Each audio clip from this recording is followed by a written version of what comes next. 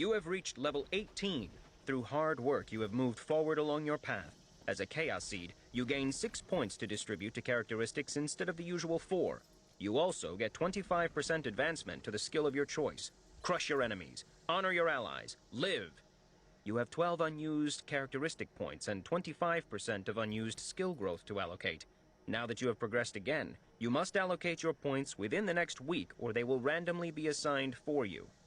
Richter didn't know what was more exciting. The boost his village was about within the next week or they will randomly be assigned for you. Richter didn't know what was more exciting. The boost his village was about within the next week or they will randomly be assigned for to get all of the new points he had to allocate, or the fact that they were finally getting out of this dungeon. Freedom! The idea of it almost made him giddy. All of the party was ready to see blue skies again. He quickly chose yes to accept his new quest and got moving. He would ask Futon about it later. They wasted no time and started walking down the narrow hall. Richter was pulling up the rear and was about to enter when Futon spoke. "Are you sure that you wish to leave the column behind, my lord?" Richter looked at the remnant from the doorway. "You mean I can take it with me? That thing would pay for the portal construction all by itself if he melted it down." "Hold on, guys," he called out. He walked over to the column and lowered his center of gravity by bending at the knees. His dad had warned him early and often of the dangers of lifting with your back. He wrapped his arms around the column and then heaved. "My lord," Futon began. "I got this," Richter wheezed. He stopped his pull and reset his body. Taking a deep breath, he tried to pull the column out of the ground again. Veins stood out on his neck and his face turned red. The other members of his party delayed their exit to watch. Richter tried one more time. If this didn't work, he would invest his 12 free characteristic points into strength. Come on! He pulled with everything he had. He felt like he was squeezing the column so hard that something was going to shoot out of it. Turns out he had it backwards. He straightened quickly, just hoping no one had heard. "Futon! How am I supposed to take this thing? It weighs a ton. It's like when you asked me to grab the altar..." Richter's lips pressed together in an embarrassed moo. "Never mind. I got it." He simply placed his hand on the column and willed its interface to come up. Now that they had defeated the dungeon, at least this level, he should be able to give it commands. At least that was how it had worked with a dark altar from the first quest to unlock his power. Sure enough, when he focused, he could now access the column's prompt. He chose Remove Core from the available options. A hole appeared at the top of the column. The core rose out of it and hovered 6 inches above the column. When he picked it up, the column lost its gold color, becoming nothing more than the same gray stone of the walls. For the first time in days, the central chamber wasn't bathed in golden light. None of that mattered to Richter, though, because of what he now held. You have found Magic Core. Durability 15,000 of 15,000. Item class Epic. Quality Masterwork. Weight 12.7 kilograms. Traits: magical cores can be used to power any number of devices. Richter held the clockwork sphere above his head, its red and white internal light painting the walls. He aimed a huge smile at Scion. Scion smiled back and said, "I heard you, Stinky." Richter's grin slipped into an expression of mild irritation. "Let's just get out of here." "Whatever you say, Captain Toots," Scion said happily. He tried to brush past the sprite, but Scion stopped him, an aggrieved expression on his face. "What are you thinking?" he asked Richter. "Don't try to walk past me while you're trailing fire." Scion took point and the other sprites followed, leaving Richter to pull up the rear. When he arrived at the other side, he saw a second staircase leading down that hadn't been visible from the central room. Scion and Daniela hadn't even paused and were already climbing the stairs to get out. Yoshi had stopped, though, and was staring down the dark staircase. His hand was slowly opening and closing into a fist. The adept didn't seem aware of the motion. Richter walked up beside him. "I know what you're thinking. I haven't forgotten about the Eaters, either. But we are beat all to hell. We need to have our disease cured, and Richter pulled Yoshi's shoulder to make the man look at him. I know that whatever spell you got hit with at the end of the fight took a serious toll on you. Yoshi looked back at the stairs again, still unconvinced. Richter tried another tack. Someone once told me there was no honor in pushing through a bad position. The faster we leave this dungeon, the faster we can mobilize both of our people to deal with this threat. Yoshi stared at the stairs a while longer, then nodded. You are right, Lord Richter. Richter raised an eyebrow. Lord? He asked. I didn't know what to make of you when we first met, but we have fought side by side. I now know you are a man of honor, strength, and courage. I call you Lord Richter because you deserve it. Richter was taken aback by the Sword Adept's praise. He reached out his hand, and Yoshi extended his own, both men gripping the other's wrist. They gave a small squeeze. Then Yoshi said, But don't think this gets you out of sword practice. Richter struggled to keep a grin off of his face. Of course not. Tomorrow morning, bright and early. You, me, and our cankers. Yoshi nodded and released his grip. He walked past to the stairs, but not before Richter saw him crack a faint smile. Richter followed after. The stairway wound like a corkscrew, going ever upwards. They also moved somewhat at an angle, however, so the ascent took longer than it otherwise would have. After walking for almost an hour, Scion called out, I see a door! Yes! Richter shouted. His enthusiasm made his voice echo loudly in the confined space of the stairwell, but everyone was so excited to be outside again that no one complained. I'm ready for bright blue skies and sunshine.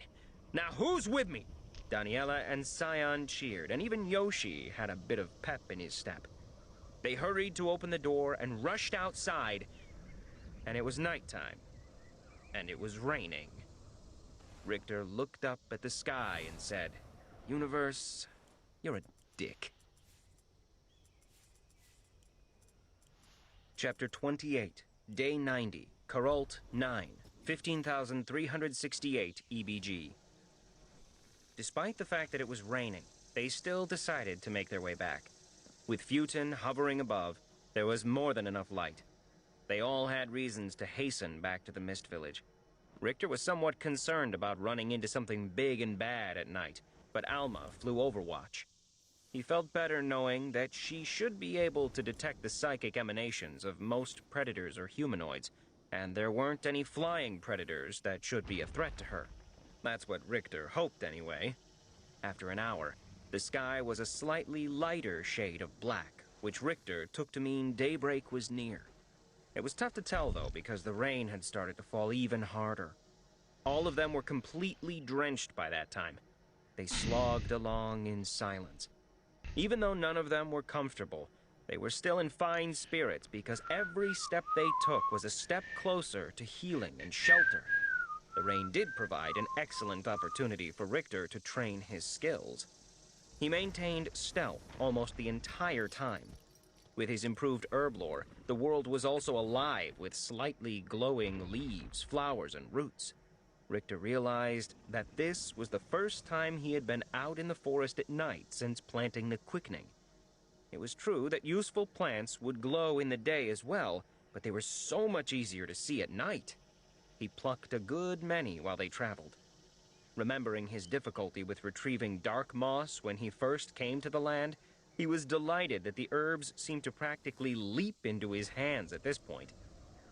The gain in his herb lore skill was minimal, unfortunately. Leveling the skill now that it was at level 39 was exponentially harder than it had been at the early levels. Men, Alma thought. She sent him an image of a man in a green cloak hiding in the limbs of a tree. Another was hidden in the bushes at the base of the tree. How far? He thought back. She sent an image of the forest from a higher elevation. All he could see was trees, however. The ability to communicate psychically with his familiar was amazing, but clearly it was not without its limits. The Psy Dragonling didn't seem to be able to grasp the idea of precise distance. Couldn't be too easy for a flying creature to relate distance to someone that walked everywhere, Richter thought. Luckily, Alma wasn't their only option. Come back, he thought.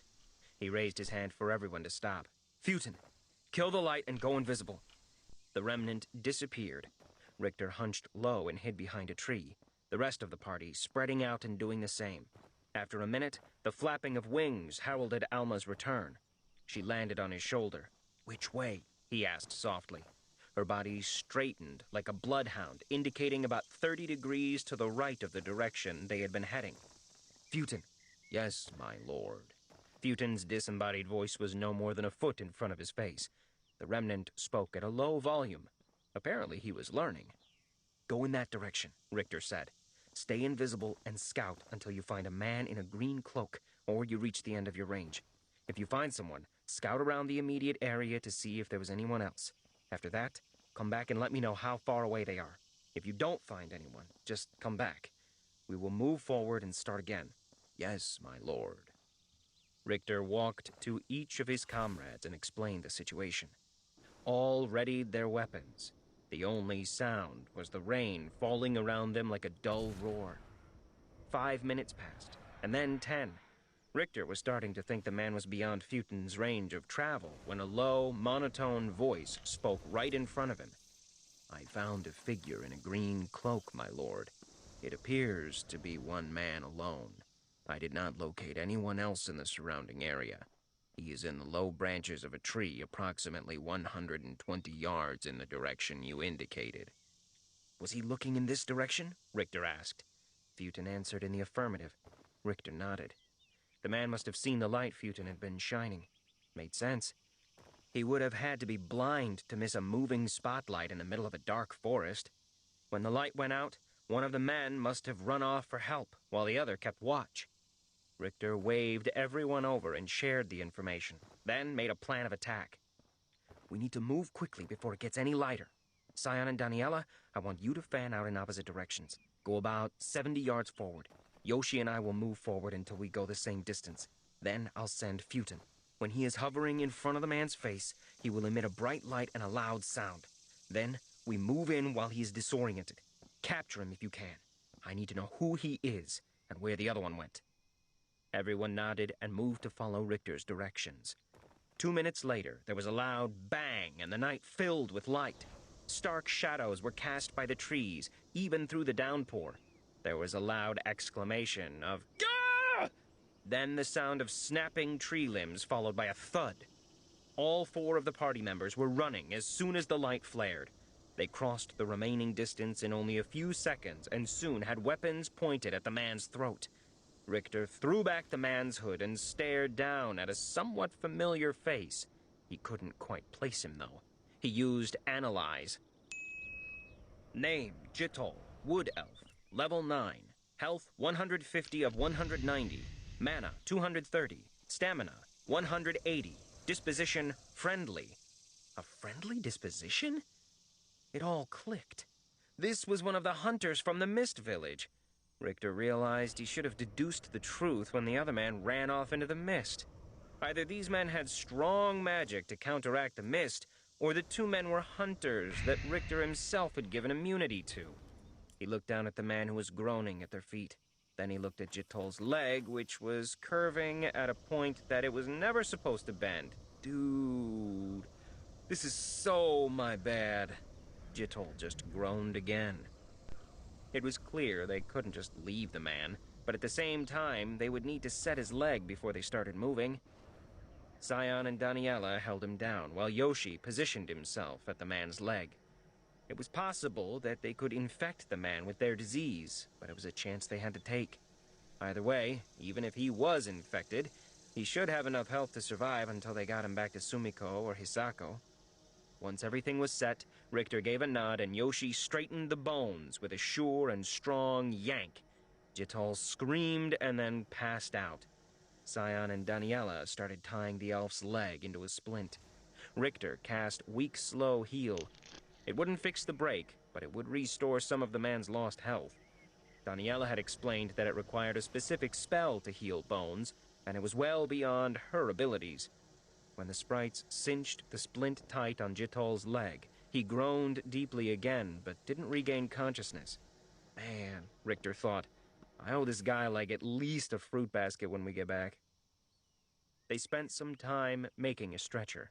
They found 2 stout branches, and Richter donated his cloak as the final piece. They loaded the elf, trying not to jostle him too much. Then they started walking again. Richter had Futin shine his brightest light above them. He knew that reinforcements would be coming from the village soon, and he didn't want to be shot by mistake. Sure enough, less than an hour later, Alma sent him an image of a large number of armed people walking in their direction. Richter called her back to him. He didn't want an elf with an itchy trigger finger shooting his familiar. He called a stop, and again told Futin to make his light as bright as possible. The wait wasn't too long. Identify yourself! A voice called out of the dark. This is Lord Richter, Adept Yoshi and Sprites Scion and Daniela, he said in a strong voice. We have Chillll with us. He needs medical aid. We are with Futin. You should be able to see him. It was quiet for a few moments, and then a man came into the light. Richter recognized him as well, and his name was Janosch. As soon as Janosch saw his face, he breathed a sigh of relief. It's Lord Richter, he called out. Chillll is hurt. Everyone come help. A motley crowd of about 20 people came into the radius of Futin's light.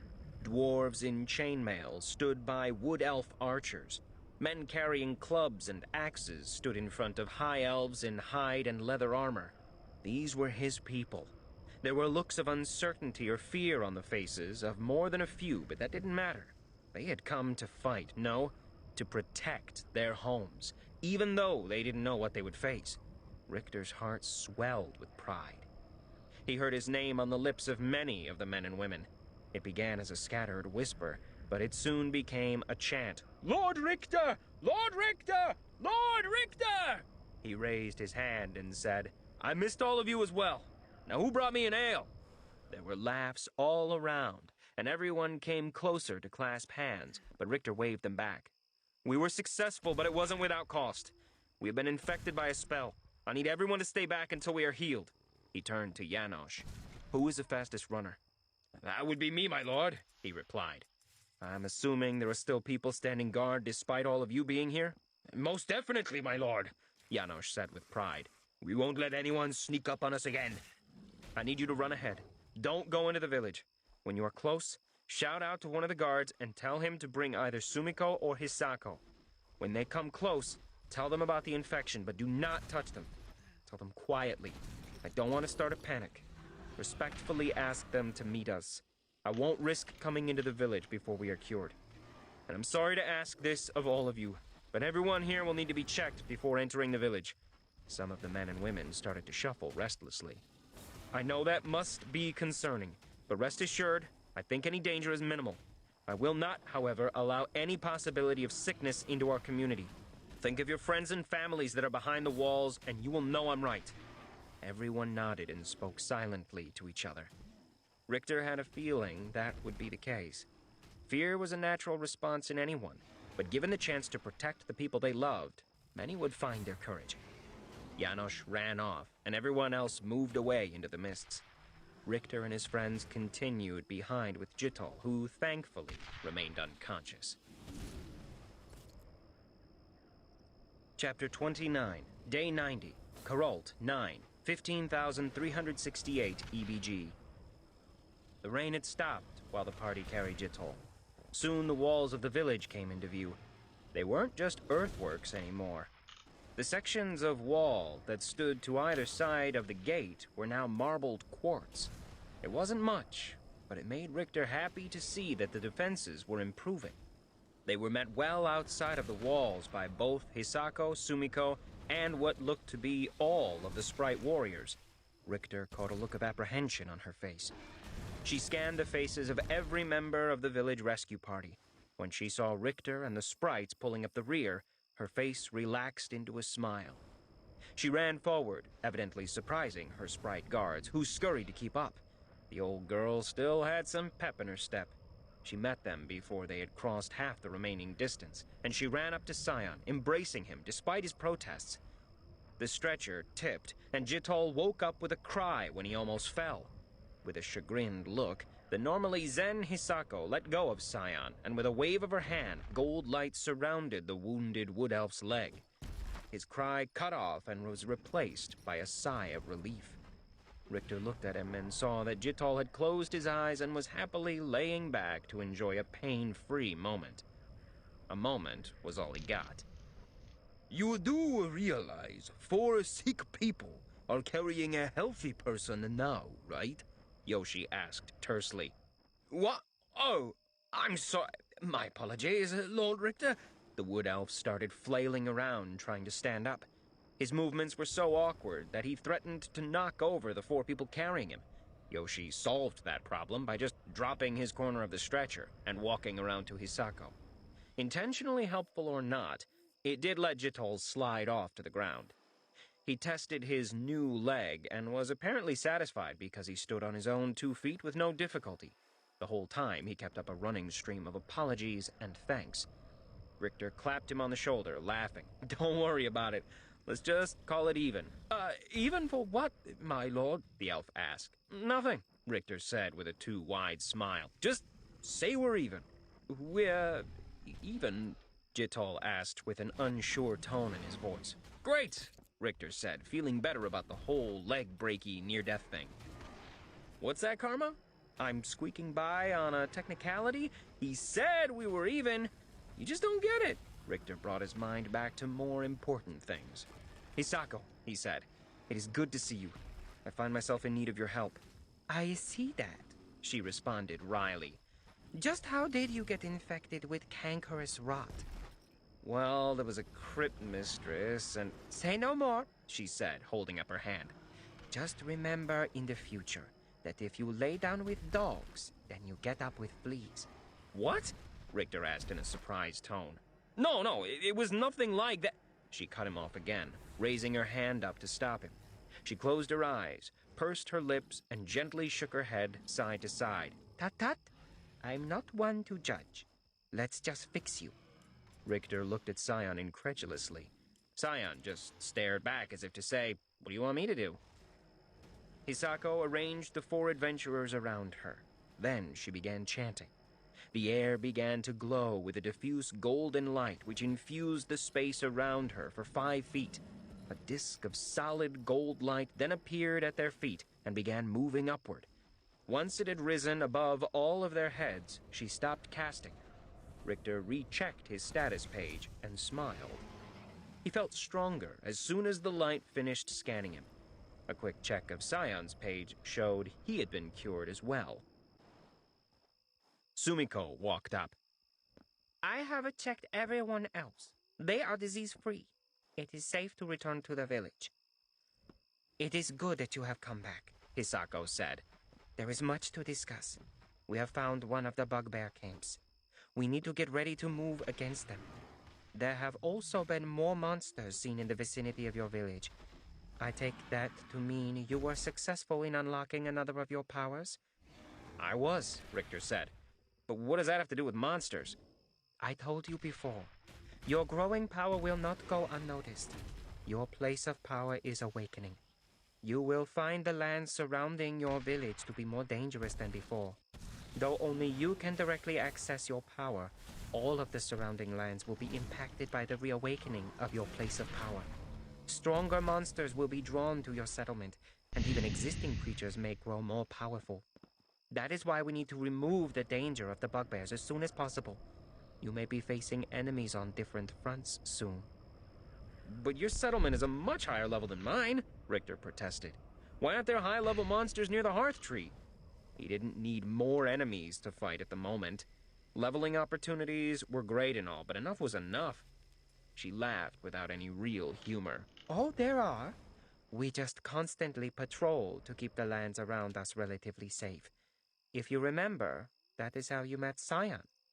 From what you have told me, you were brought to the land very close to the hearth tree. If you had started farther away, well, then you would have had a very different experience. Richter thought again about his fortuitous starting point. It was becoming clear to him that the advantages he had been provided, the safe haven of the glade, Zetrix's advice, the pool of clarity, none of them had been small things. Put all together, well, he just might owe a large debt to someone out there. What would he do when they came to collect? The situation is worse than you know, Hearth Mother, Yoshi said. We were attacked by eaters. A colorful sequence of profanity spewed from Hisako's mouth. Since she started walking, and they all fell in step with her. She looked at Richter. I had hoped that our two people could deal with the threat of the bugbears, but if eaters are now involved, we will need more allies. I will send an emissary to reach out to the wood elves of the northern forest. We have a long relationship of mutual protection. I need you to try to broker aid from some of the dwarf tribes of the serrated mountains. Can you do that? Richter nodded. It was time he got to know the neighbors anyway. Good, she said, a serious expression on her face. The dwarves have never been enemies of my people, but neither have they been friends.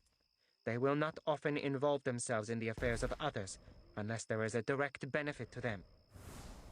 Do you mean I will need to bribe them? He asked. She just arched an eyebrow at him, and then turned forward and kept walking. You have received a quest, Dwarven Allies 1. You have been tasked by Hisako, the Hearth Mother, to reach out to the Dwarven tribes of the Serrated Mountains. The method is up to you, but she made it clear that their allegiance would most likely have to be bought. This quest is mandatory. Failure will mean a decreased chance of survival for your village. Reward, extra allies for the battles to come. Richter shook his head. Why did it always come down to money? No, that's not the real problem, he thought. It was that it always seemed to come down to his money. Alma flew off as they got closer, no doubt in search of game. She had hunted constantly since they had been back above ground. Richter was sure that a squirrel hole or a bird's nest would have a vacancy soon. When they crossed into the boundaries of the village, Hisako spoke to Yoshi. You need further healing. Sumiko, go with Yoshi and heal him. He has internal injuries. Forestalling any further discussion, Hisako also said, I won't hear any argument. We have many enemies. I need you to be in top form. Now go. Yoshi bowed slightly and walked off with Sumiko. Richter, I'm going to send some of my warriors to the site where you found the eaters. Hopefully, the nest hasn't grown too large yet. Sion, Daniela, are you ready to travel? Yes, Hearth Mother, Daniela responded. Yes, Hearth Mother, Sion repeated.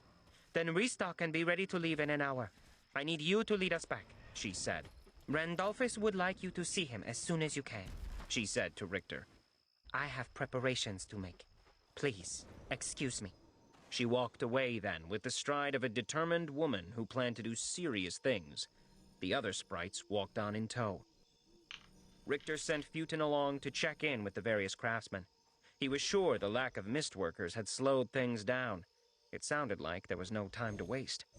The progress on the wall that initially had so pleased Richter now just seemed like too little too late. He walked through the village and saw that work on the new longhouse was progressing well. Like he had requested, the basic structure of the smithy was done as well. It had 4 walls and a roof anyway, and Richter took that as a good sign. Work had been started on several other buildings as well. Like he requested, they were being made out of stone. These would not be so easy to burn, and worst come to worst, they could hold off attackers much more effectively than wood. Curiously, there were 2 small wooden shacks set in the center of the village, and there appeared to be guards outside of them. Richter would have walked over to figure out what was happening, but it was in the opposite direction of the Great Seal. He was fairly certain that was where he would find his chamberlain, and Hisako had implied there was some urgency. He walked into the Great Seal and just stood for a moment with a smile on his face. When he had first claimed mastery of the Mist Village, the Great Seal had only been a chipped and faded mosaic. After claiming his first power, the clear tiles representing air had changed to a solid disk of crystal. Looking into that clear circle was like looking down into a swirling maelstrom. Now, a second change had occurred. The spiral of yellow tile had been replaced. In its place was a work of art. Laid into the floor was a shining representation of a tree created from pure gold. Each leaf was detailed, showing the smallest veins. The tree was backlit by an unseen sun and moved in an unfelt wind. There was no glaring light when he stared down at the newly awakened section of the Great Seal, but when he looked up at the ceiling, he could see dapples of light that shifted with the limbs of the tree. After a time, he walked past the Great Seal into one of the side rooms. Sure enough, Randolphus was in his office, hunched over a stack of papers. "You need to get more sun, Randy." "My lord." He stood up quickly and bowed. "No one told me that you were back." Sit down, Richter said. "That's certainly what I plan to do." He plopped into one of the chairs in front of the desk. "There was a lot that I need to tell you. It looks like we're at war. In addition, Hisako tells me we can start expecting more monster attacks. And last but not least, there was a plague of giant insects called the Scourge that we need to eliminate ASAP. Before we get into all of that, though, Hisako said there are some things you need to tell me." Randolphus's eyes grew wider, and his expression grew more incredulous as Richter had continued to speak.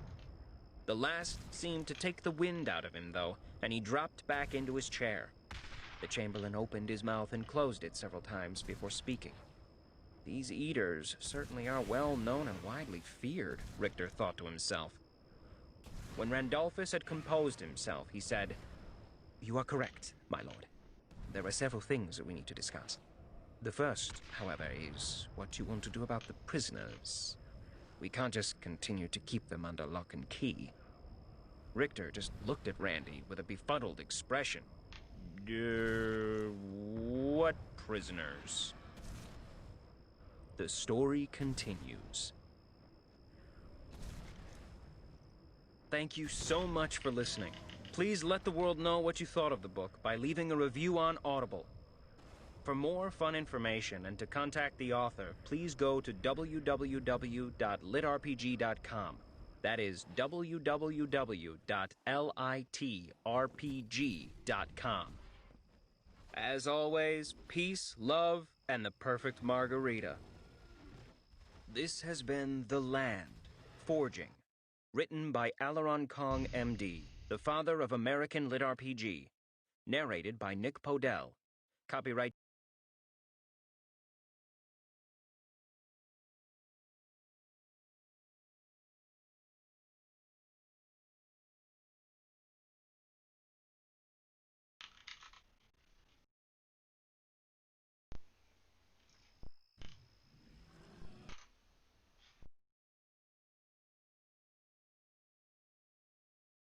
This program. This is The Light Court. The king retired back to his private room. The royal chamberlain followed him, and they left the other denizens of the Light Court behind. The room was not just 4 walls, a floor, and a ceiling, of course. When the door closed, the two powerful beings were effectively alone in a shard universe of the king's own creation. "I have instituted the first phase of the plan, my king. I am curious, however, why you did not want the High Chancellor or the rest of the court to know." The King of Light stood silently on a balcony. In front of him was a sea of raw chaos. Most beings would go mad just staring into such primordial soup for more than a few minutes, but the king gazed unflinchingly. Hours passed with no response. But what was that to immortal beings? The Chamberlain waited patiently. When the king finally spoke, the Chamberlain heard something he had never heard before in his liege's voice. Hesitation. "Those weaklings are not worthy of knowing my thoughts. Also, it would not be prudent." "What does it matter what they know, my king? You are the strongest being in creation. That is why I serve you." The King of Light just nodded in response to his Chamberlain's Machiavellian reasoning. There were no illusions as to the nature of their partnership. He was quiet for even longer this time. He searched for answers in the sea of gray chaos which had seemed more turbulent of late. When he spoke, it was softly. "Once that was true, my Chamberlain. The universe, though, is shifting in its slumber. I feel that none of us are safe anymore." Chapter 1. Day 90, Coralt 9, 15,368 EBG. "You need to get more sun, Randy." "My lord." He stood up quickly and bowed. "No one told me that you were back." Sit down, Richter said. "That's certainly what I plan to do." He plopped into one of the chairs in front of the desk. "There was a lot that I need to tell you. It looks like we're at war. In addition, Hisako tells me we can start expecting more monster attacks. And last but not least, there was a plague of giant insects called the Scourge that we need to eliminate ASAP. Before we get into all of that, though, Hisako said there are some things you need to tell me." Randolphus's eyes grew wider, and his expression more incredulous as Richter spoke. The last seemed to take the wind out of him, though, and he dropped back into his chair. The Chamberlain opened his mouth and closed it several times before speaking. These eaters certainly are well known and widely feared, Richter thought to himself. When Randolphus had composed himself, he said, "You are correct, my lord. There are several things we need to discuss. The first, however, is what you want to do about the prisoners. We can't just continue to keep them under lock and key." Richter just looked at Randy with a befuddled expression. What prisoners?" The Chamberlain took a deep breath. "In the weeks that you have been gone, the hunters have begun to notice people traveling along the western border of the mists. It appeared they were searching for weak spots in the enchantment. I ordered the hunters to observe them from within the mists. One night, a hunter got close enough to overhear them talking. The news wasn't good, my lord. They were mercenaries, hired by Count Stonek." "Okay," Richter said. "So how did we get to having prisoners? Did the hunters attack?" Randolphus nodded. "One night our hunters did shoot at them, hoping to thin their numbers, or at least frighten them away. The mercenaries started firing back blindly into the mists. At least one was a magic user. Our people had to avoid both arrows and offensive magic. One of the hunters was struck in the shoulder by an errant crossbow bolt. The injury was not life-threatening, but after that I ordered our people to simply observe. The truth is, my lord, our hunters were not equipped to attack a well-armed force. They continued to follow them from inside the enchantment. After a few days, 2 of the mercenaries wandered into the mist and became lost. The hunters were able to capture them." "Good," Richter said in a strained voice. His tone barely concealed the truth. He was pissed. It apparently wasn't enough that the Count had both emotionally and physically savaged Isabella. It wasn't enough that he actively partook in the slave trade. No, Count Asshat apparently now felt the need to come after a few non-humans that had escaped his clutches. Richter was furious that the man was threatening his people. Of course, if Richter were being fair, he would have to admit he had infiltrated the Count's home and expelled his guards and then robbed the noble blind. But on the other hand, the guy was a total asshat. Richter controlled himself. "So, we caught a couple of mercenaries, huh? Well, I can't say that I'm completely surprised that the Count came after us. How many were there total?" "I am unsure as to the total numbers, but the hunter saw less than 10, Randolphus answered. 10? Richter asked, confused. What was that supposed to do? Even if they could penetrate the mists, what did the Count think 10 fighters could do against 300 of us? Were they all very high levels? I cannot speak to the capability of those that remained outside of the mist, my lord. Mage Czar knows a spell similar to your analyze skill, however. He was able to tell us that one of the trespassers was indeed a professed warrior, level 28. The man would have been formidable in battle. The other prisoner was underwhelming. She is only a girl at level 6 at that. Her name is Natoska, and she has been quite forthcoming. She said that she had been hired by the mercenaries to guide them through the woods. That is actually how the two found themselves in the mists. What? Richter asked. A lover's quarrel? Randolphus looked uncomfortable. Of a sort, my lord. I will tell you what we have discovered, but please bear in mind that the following information has been obtained from prisoners, and so should be held suspect. The warrior, Orvin, told us that the Count paid for a divination to find you. That was apparently unsuccessful, but he still had an article of Isabella's clothing. He was able to get a weak reading that she was in this general area of the forest. I am quite frankly surprised that he was not able to coerce our location from many of the ship captains that brought us from Eve. I can only surmise that the Count had not found any of them yet. But I digress. As I was saying, the mercenaries hired the girl as a woods guide, telling her nothing except that they needed to get to this general area. From what the guides said, the men were not kind, once they were away from civilization. When she saw that the men were afraid to enter the mists, she took her chance to escape. So the girl was a victim in all of this? Richter asked. He felt a bit bad about his off-color joke now. I cannot say that definitively, my lord. All I know about her is that she arrived with a small company of invaders. That fact does not engender my trust, no matter what story of sympathy she tells. Richter nodded. He wouldn't second-guess his Chamberlain's instincts unless he had a damn good reason. It had not been too long ago that his lack of concern over the village's defenses had led to the bugbear attack, an attack that had left several of the villagers dead. He wouldn't be cavalier about the security again. Those goblinoid fighters had been more than a match for the average villagers. Come to think of it, how had his hunters subdued a level 28 warrior? He asked that very question to Randolphus. Once the two were in the mists, the hunters simply followed them until they wandered deeper into the enchantment. When our people finally attacked, they were smart enough to use the magic to their advantage. They would take shots of opportunity at the warrior. He would try to attack one of our people, but the hunter would retreat until the enchantment took effect again. While he was chasing one, the other hunters continued to fire. Though he was armored, the damage added up. One struck the warrior in the back of the knee, causing him to collapse. After that, he surrendered. The hunters made him strip off his weapons and armor and then hobble a short distance away. Once he was unarmed, it was a simple matter to bind him. Warrior or not, without armor to protect him, the hunters could have easily ended his life. The girl offered no resistance at all. She cried out in surrender as soon as the battle commenced. While being escorted back, she just thanked the hunters profusely. She was apparently grateful to be free of the mercenary party's extra demands. Richter smiled. He was proud of his people. They might not be able to beat a well-armed band in a head-to-head matchup yet, but they had used their heads and still snagged a win. When he had left to unlock his second power, he hadn't planned to be absent for long.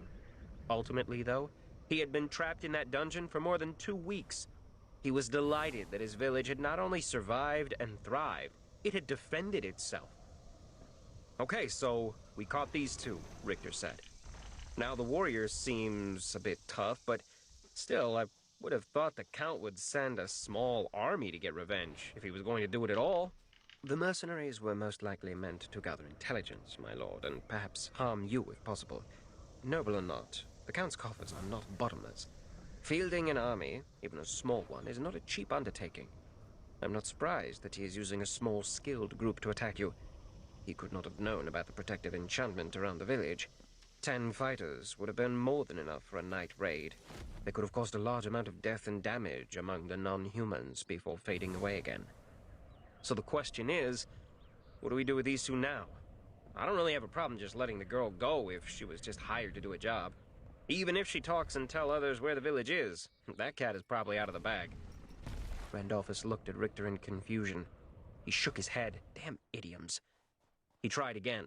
I mean, the damage is already done. The other mercenaries might already be on their way back to the kingdom.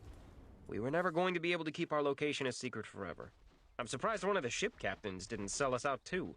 As for the warrior, though, Richter continued, I'm not sure what to do yet. I'll talk to Yoshi about persuading the man to tell us anything else he hasn't shared yet. My lord, Randolphus said in a cautioning tone, I'm familiar with the type of persuasion the Sword Adept employs. Mercenary guilds wield a fair amount of power in these lands. All who live by the sword accept that they may die by the sword. If it is ever discovered that a mercenary was tortured after he had surrendered to you, however, then there might be far-reaching consequences. At the very least, you would not be able to hire mercenaries if you ever had the need in the future. Richter hadn't really thought of that. He might need to hire mercenaries soon. He had just been told by Hisako that they had found a bugbear camp. It would be great to hire more fighters for the upcoming battle. Hell, he might need to hire some fighters to deal with the eaters. So if we let the guy go, would it make it easier to hire mercs in the future? Perhaps, my lord, Randolphus said thoughtfully. But I would caution you against putting faith in such men and women.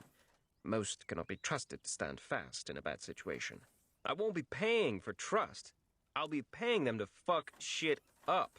I just need to know if they will fight if I pay them to. Then it is a fine plan, my lord. There are some guilds that have, if not honor, then at least the intelligence to know that they need to honor their contracts.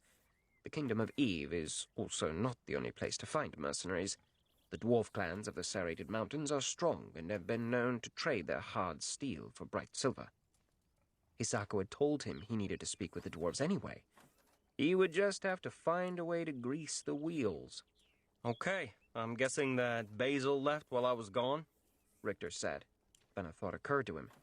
Did the mercenaries... No, my lord, Randolphus said. I had the same concern, but the warrior knew nothing of our trader, and he left a good week before they were first spotted. Taking the riverways with the ship you arranged, he should have been safe enough. Well, when he comes back, we will have to send him right back out again. I want to commission at least one group of fighters and have them back here as soon as possible. I'm assuming you know about the various mercenary guilds of the kingdom? Tell Basil whatever he needs to know to pick the best. We will also need to send a second group to the dwarves. I'll ask Crom if he has any insights on the best way to approach his people. Richter looked his Chamberlain in the eye with a grave expression. Our enemies are multiplying. I've already told you about the two large threats we are facing from the bugbears and the eaters. Now we have to worry about the Count's little mercenary band and whatever else he plans to throw at us. To make matters worse, Hisako just told me that we can expect the monsters and creatures in the surrounding lands to become more powerful. We need help. Richter sighed, hating the words that were about to come out of his mouth. Prepare a budget of how many men we need and how much it's going to cost me. I was able to bring back some treasure which should hopefully cover the costs. I will prepare everything, my lord, Randolphus said, jotting down some notes. But that brings us back to the original question. What do you wish to be done with the prisoners? Richter sighed again. He really didn't want to have to deal with this when he was just coming home. What he really wanted was to take a hot bath and then sleep in a bed for about a month straight. Richter squared his shoulders, though. Duty first, he thought. Okay, let's deal with the warrior first. Is he in the building I saw outside with the guards? Yes, my lord. I had the builders erect the two shacks in the center of the village. We are keeping them guarded day and night. How long have they been here? They were brought into the village about 3 days before you arrived, Randolphus replied. Well, let's get this over with, Richter said, getting back on his feet. I need to stop at the treasury and armory first, though. Randolphus organized the papers on his desk into whatever system he seemed to use. To Richter, the piles of notes just seemed to be randomly allotted to an empty space, but he wasn't about to judge how his Chamberlain conducted business. The job got done, and that was all he needed to know. Richter walked out of the room and over to the treasury. Holding his mark up to the glass circle in the door, he then heard the sound of massive bolts being drawn back before the sturdy door swung open. The shelves of the treasury were just as bare as they had been before, but he set about changing that. He unloaded all of the jewelry from the Tephanim Queen's vault. He then started removing the bars of metal from his bag of holding as well. It was laborious to remove them one at a time and then take the time to stack them. He had to actively resist the urge to turn the bag upside down and shake it. Richter was pretty sure the magical fold in space that let the bag hold so much didn't work like that, but it sure was tempting to test the hypothesis. Removing all of the bars, high steel, moonstone, cobalt, and quicksilver, took longer than he thought it would. He was happy he had taken the time, though, because his bag of holding was definitely lighter afterwards. Richter had to admit that seeing the stacks of metal filling his treasury made his heart happy. It was clear and tangible evidence that his village was growing in wealth and potential. It might not be stacks of gold bullion, but the metal in these pyramids would make stronger weapons and armor for his people. That was definitely a form of wealth in the land. He placed the bars of elementum on a shelf, and then took 1 ingot of each metal and placed it back in the bag. He had a quest to finish, and he planned to make his magic forge just as soon as he was done talking to the prisoners. After pulling a few more items out of his bag, Richter walked out of the vault with a lighter step. It's amazing what unloading hundreds of kilos off of your back can do for your posture, he thought.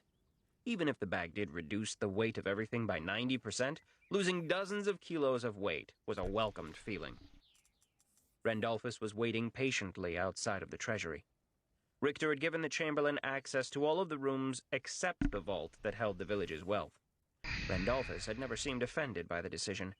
The man was well versed in the whims of rulers after having spent decades in the halls of power serving as the old King of Eve's Chamberlain. Of course, if Randolphus had been offended, Richter probably would have never known. The older man was too professional and polite to mention something like that.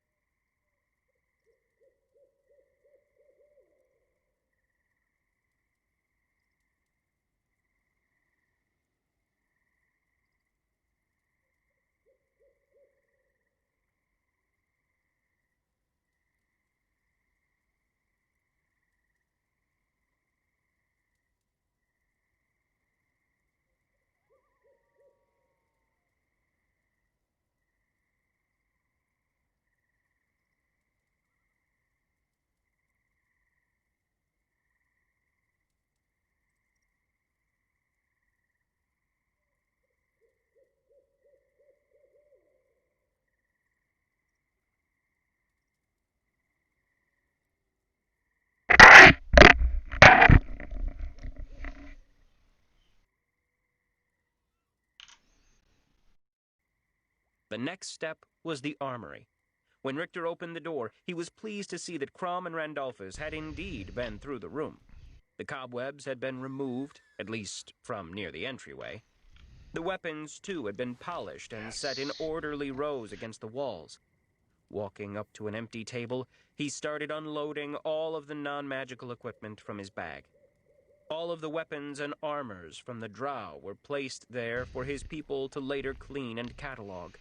He told Randolphus to make sure the hall was organized into what could be salvaged, what could be used for parts, and what needed to be scrapped. The Chamberlain jotted the order down on one of his papers, and that was that. Before they left the armory, Randolphus pointed out another small table. It had some armor and a few weapons on it.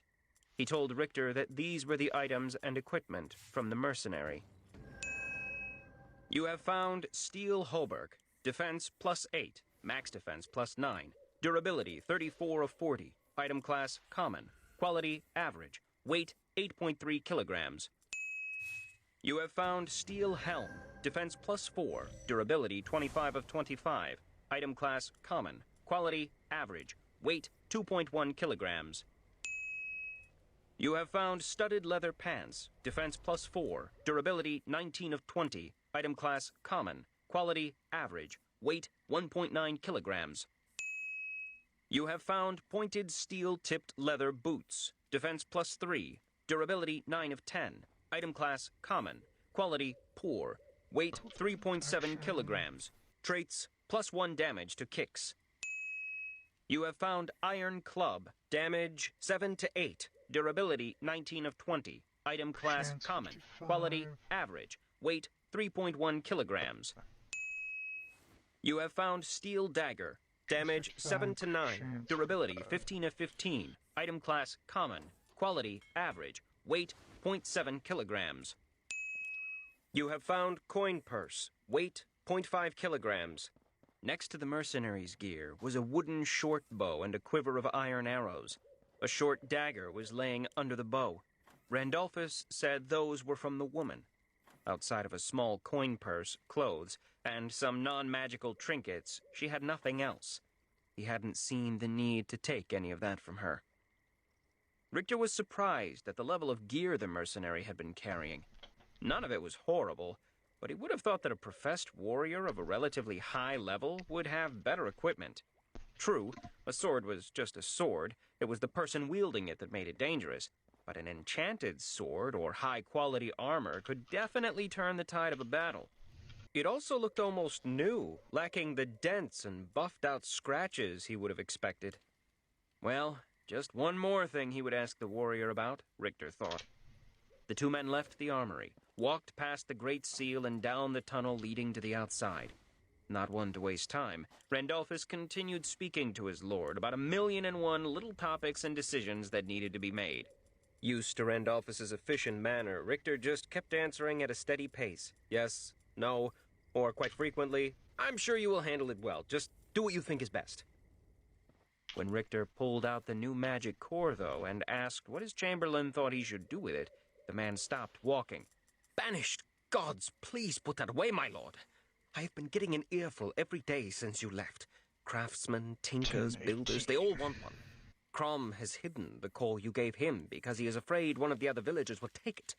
Though you were missed for many reasons, my lord, high among them was that I assumed when you returned the core would finally be used. If the villagers get wind that there is a second of these devices, it will start the whole cycle again. Please, keep it secret. Jeez, Richter thought. Randy looked stressed. The man was sweating. Richter put the magic core away again, if only to ease his chamberlain's nerves. Okay, it's gone. Randolphus's shoulders visibly relaxed. I still need to know what to do with it, though. I don't think just making another magic forge is the right choice. Feels too much like putting all of our eggs in one basket. Richter realized he had spoken in idiom again. He was going to rephrase when Randolphus assured him that he followed this time. What I'm saying is, come up with an idea for me. The man nodded and made another note on his clipboard. As they walked, the various villagers greeted them and said hello. Everyone seemed happy, but Richter wanted to know for sure. He accessed the city interface and saw that loyalty was at the same level that it had been before. Morale seemed to have dropped by 20 points, though. Remembering the potential drop in morale after the bugbears had burned down the longhouse, he asked Randolphus how long it had taken to rebuild the longhouse. The Chamberlain thought for a moment and answered 11 days. It was what Richter had thought. There had been a 1-week grace period to rebuild, but after that, morale would have dropped by 5 points per day. Satisfied that nothing was amiss with his village, he occupied himself by checking his status while they walked. They arrived in front of the 2 guarded shacks. The buildings were nothing to take pride in. They were really just planks driven into the ground vertically, with more planks nailed horizontally to keep them together. The roof was comprised of even more planks nailed together and topped with a coating of tar. There was at least an inch of space between the joints. The prisoners could at least enjoy a well-ventilated space. Probably hadn't made the rain too much fun, though. Yes. Richter stopped walking, and Randolphus motioned to one of the guards. He lifted a simple wooden crossbar and opened the door. A well-built man was in the process of standing up from a pile of damp straw that must be serving as a bed. The sky was still overcast, and the inside of the wooden box was draped in shadow. Richter cast simple light, and a ball of light came to hover above his head. It was a benign spell, like the name implied, but his casting served 2 purposes. It allowed them all to see, and it specifically allowed the prisoner to see that he was dealing with a caster. The magic he could command, coupled with Richter's armor and weapons, might throw the warrior off of his game and make him think twice about making a move. If the man was discomforted at all, though, he didn't show it. I need to take the initiative, Richter thought to himself. So, you're one of the guys that was sent to kill me, huh? How was the trip through the forest? Richter put a false sense of cheer in his voice. The man just stared back. Even wearing only a pair of simple cloth pants and a basic shirt, the warrior exuded a sense of menace. A cruel smile found its way onto the man's face, and Richter knew that he was looking at a true enemy. Even if the mercenary had never been hired to come to the Mist Village, Richter knew this warrior was someone he wouldn't want standing behind him. He analyzed the man. Name, Orvin. Human, level 28. Health, 720. Mana, 130. Stamina, 590. Disposition, distaste. Humans are one of the shortest-lived but most prolific breeders in the land. Humans have a broader affinity for skills than other races. No special bonuses to race. Humans get 4 points to distribute per level. Profession, warrior. Keeping his expression cheerful, Richter clapped his hands and said, "Okay then, bye." As he was walking out, he said to the guards, "No food or water until I say otherwise. He can suck rainwater from his clothes. 46. If he makes a nuisance of himself, call Yoshi and the other sprites over. They'll bind and gag him." "What?" the man said in a shocked voice. "That's not necessary." Not giving the merc any more attention, Richter kept talking to Randolphus. "Like I said, if he keeps up that noise, gag him. I'll be back to speak with him again in the morning after he has had time to wipe that stupid look off of his face. Now, let's go see the woman." The guards threw the crossbar back onto the door. Richter heard a kick thudding against the inside of the shack, and the wood planks shuddered. He was in no mood for either games or invaders that wanted to have temper tantrums. The Chaos Seed walked back up to the hut and looked through one of the slats. The mercenary made eye contact, and they stared at each other for a long moment. Richter started speaking in a soft voice. "Listen up, shitbird. I hate rapists. I hate you in particular. So much so that if you kick that door again, I will burn out your left eye. You are one taint hair away from having an eye patch as a permanent fashion accessory. So go ahead. Open that dickhole you call a mouth again. See what happens." Richter kept his voice even the entire time. Part of him wanted Orvin to challenge him, and part of him didn't. The part hoping for confrontation was thinking about how the mercenary deserved punishment. The part of Richter hoping that Orvin stayed quiet was afraid that he might actually enjoy burning another man alive. Whatever Orvin saw in Richter's eyes convinced the mercenary to back away from the wall and sit down on the damp straw. Richter watched the warrior move away, and his own body shuddered slightly with unrealized violence and adrenaline. He took a deep, calming breath before shaking his hands out twice and moving to the other shack. Randolphus and the other guards stared at their lord with serious and cautious expressions. Richter told the guards to remove the other crossbar. The ball of light above his head followed him into the room. What greeted him wasn't a defiant warrior, though. The inhabitant of this guard shack was a waif of a girl. She was a blonde-haired woman of slight stature. Her brown shirt was too large for her and was cinched with a heavy belt at her waist, leaving the top loose. He could just make out a simple wooden necklace underneath. She was wearing brown hide leggings and matching brown moccasins. The young woman was sitting on her bed of straw, looking up at him with wide, frightened eyes. He thought about what she must be thinking. She must have seen him through the walls. He had gone inside of the other shack for barely a minute before coming back out and threatening the man with beatings and food and water deprivation. Then she saw him threaten to maim a complete stranger just for kicking a wall in frustration. This all occurred only a few feet away from where she had been huddling down onto her straw pallet, probably hoping that the scary man wouldn't come over to her shack as well. Richter immediately softened his expression and went down to one knee. He analyzed her so he would better know how to address her. Name, Natoska. Half wood elf, half human. Level 6. Health 130. Mana 110. Stamina 160. Racial blends are erratic in their disposition. They can end up with some or none of any of their parent race's characteristics. Richter thought. Natoska was the second hybrid that he had run into. Maybe Yoshi could relate to her, but he would try first. I apologize for just bursting in here so loudly. I also apologize for any ill treatment you have received since you were brought in by my hunters. Have you been mistreated? No, my lord. She stammered. Please, he said soothingly. Just call me Richter. She was still cowering in the far side of the hut, so he lowered himself to the ground, looking her in the eyes. I heard what the mercenaries have done to you. I am so sorry. I want to explain what is going on here. My village suffered a brutal attack less than a month ago. That is why security measures have been so harsh. I promise that soon we will escort you to the boundaries of the mist and release you. Is that what you would like? She just nodded. Is there anything else that you know about the mercenaries? He asked her. Are there more coming? Did they discuss the Count's plans? She shook her head and then started shaking more violently. No, my lord, she said in a whisper. For the first few days they didn't say anything, and then after that they would just take me one after another. Sometimes more than one at once. She broke out in sobs that almost broke Richter's heart. He half reached out to comfort her, but thought better of it.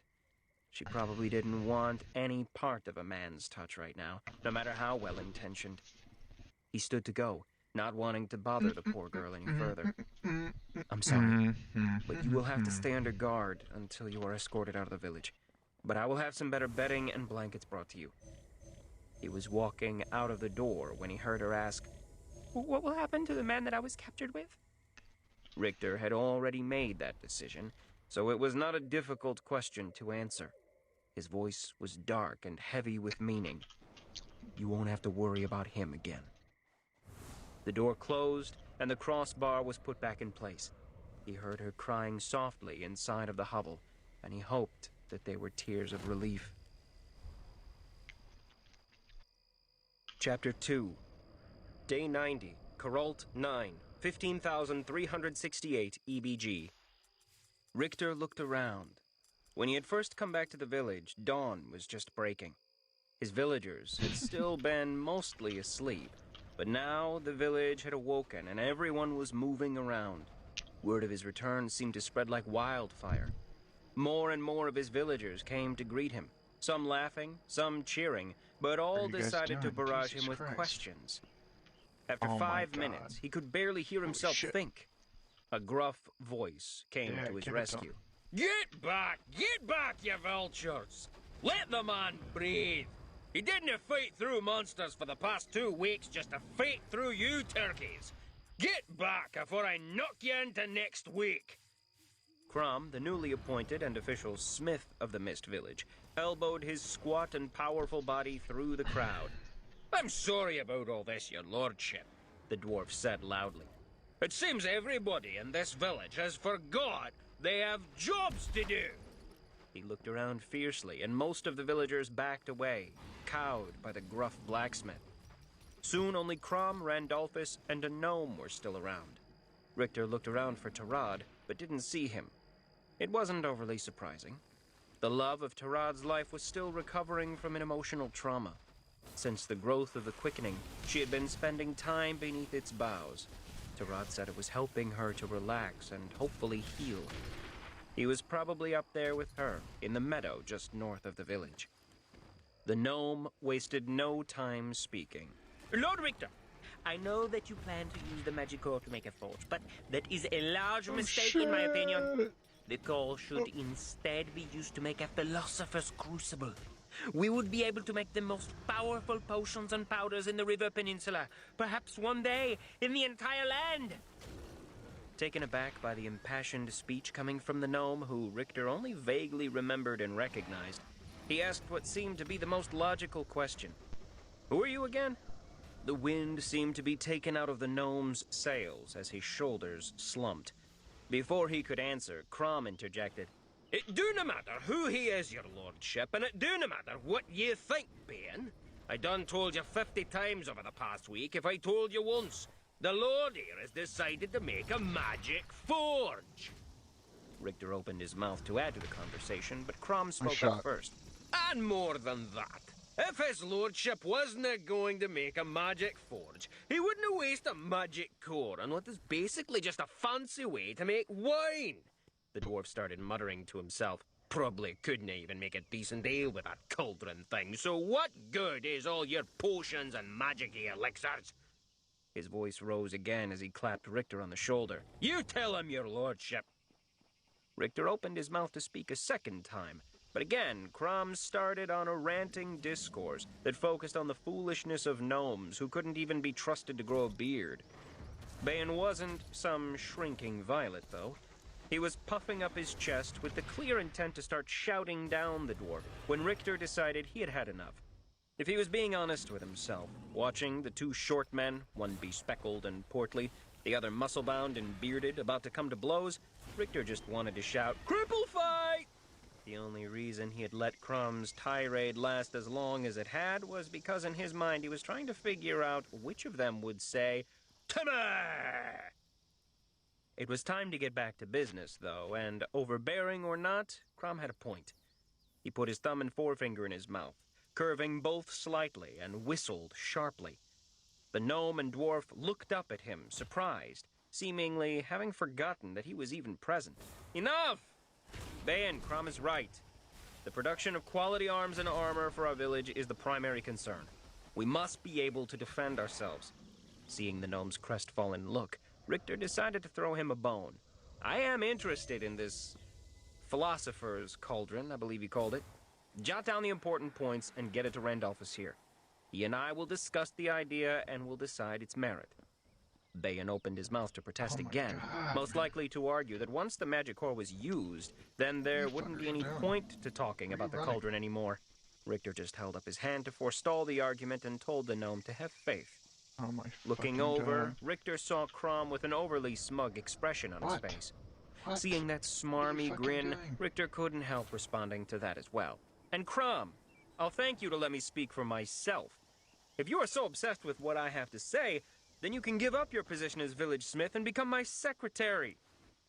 Richter raised his voice to a yell at the end, not because he was actually angry, mind you, but because Crom seemed to respond better to it. With a pull on his beard, a chastised Crom bowed his head slightly. Of course, your lordship. Didn't mean to speak on your behalf. Feeling that everything was right with the world again, Richter looked to Bayan one more time. Please find me after the evening meal. I believe you are our most senior potion maker, and I will need your help with the project. Bayan nodded his head in near pantomime of Crom, but then corrected Richter. Alchemist, my lord. What? Richter asked, confused. I am an alchemist, my lord. The skill is called alchemy, and it actually covers the making of potions, salves, powders, medicines, and other useful items. Alchemist is the correct term. Shaking his head at the bald and officious gnome, Richter just decided to take another tact. He analyzed the gnome. Name, Bayan. Arcane Gnome, level 9. Health 130. Mana 400. Stamina 110. Disposition friendly. Arcane gnomes are obsessed with knowledge, increased dodge and sneak, gifted in magical arts. Bonus to intelligence each level. Arcane gnomes get 3 points to distribute per level, and each level gives +2 to intelligence. Richter raised an eyebrow. That mana pool was more than respectable.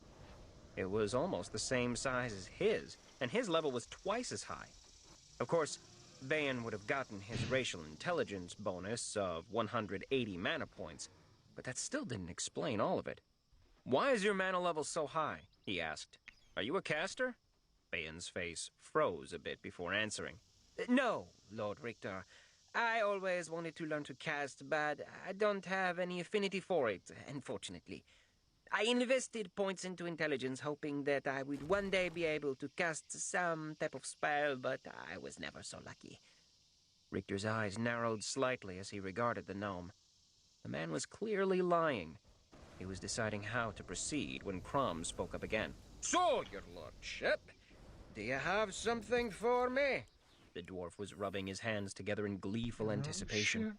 His smile was somewhat hidden behind his black beard, but Richter still saw the flash of white teeth. Richter continued to stare at Bayan for a second, somewhat enjoying the fact that the gnome was now squirming under his scrutiny. Richter didn't mind his people having their own private lives, but he hated being lied to so blatantly. It was most likely because he personally enjoyed lying so much and really didn't appreciate it when people didn't take the craft seriously. He decided to put in one more dig before just getting Randy to investigate the gnome. "Yes, Crom, one moment though. Bayan, I see that you are only one level away from being able to get a non-combat profession. We will be making groups of fighters and casters to hunt in the surrounding areas soon, and I will personally be tackling some of the lower levels of the catacombs. I think you would be a great addition to the team." Bayan's eyes grew somewhat wide. I am not a fighter, my lord. I don't think... "Nonsense," Richter said, cutting him off. "You can just hang in the background. Perfectly safe, but you will get experience from the kills, right? Good, it's settled. Crom, let's make our way to the smithy." Richter started walking away with the village's smith in tow, effectively ending the conversation. His recent experience with Yoshi had taught him the truth of Hisako's words. There was no better way to get to know someone than in combat. After Richter had put a bit of distance between himself and the gnome, he leaned towards Randolphus and said, "See what you can find out about Bayan. His mana pool is fairly large, and he's clearly hiding something. Also, get me a list of our best fighters. I plan on doing some scouting around the area in the next few days, and I want several teams of 5. There should be 2 casters in each group for support. And tonight, gather everyone at the quickening." Randolphus nodded along with each order. Crom hadn't spoken again since Richter told him to wait, but the loud dwarf was not known for his patience. "Well, what have you got, your lordship? Were you able to find some cobalt?" Richter smiled. He was really enjoying dragging this out. It was Crom, after all, who had put him on the spot a couple weeks ago. The dwarf had asked him to either get the medal or basically punk out in front of all of the other dwarf smiths. "Simmer down now! We will talk when we get to the smithy." Crom grumbled, but seeing as how they would be there in just a few short minutes, he let the matter drop. Richter heard the clanging of metal on metal once he got closer to the blacksmith's workshop. The structure was very rudimentary. It was more a series of stacked logs with a roof than a proper building. It was 4-sided, but there were also multiple large openings that let the air flow freely through the smithy. It helped to combat the intense heat of the forge and smelter. The floor was laid stone. When the trio walked in, they saw 2 dwarves hard at work. One seemed to be making a sword, and the other a woodsman's axe head. A third was by the smelter, breaking rocks with a sledgehammer. "What's he doing?" Richter asked, indicating the last dwarf. Crom gave a grunt. "To get the iron out of the ore, we have to remove the impurities. That be what the smelter is for. We get a better result if we break up the ore into small pieces first. That be a large part of what we've been doing since you've been gone, your lordship. That be how we've been able to make all of that. Crom gestured to the back of the smithy. There was one 4-foot-tall pyramid of blue high steel ingots, and 2 more pyramids of simple steel. There were even 2 small piles of dark iron and dull bronze. Have you guys been working non-stop?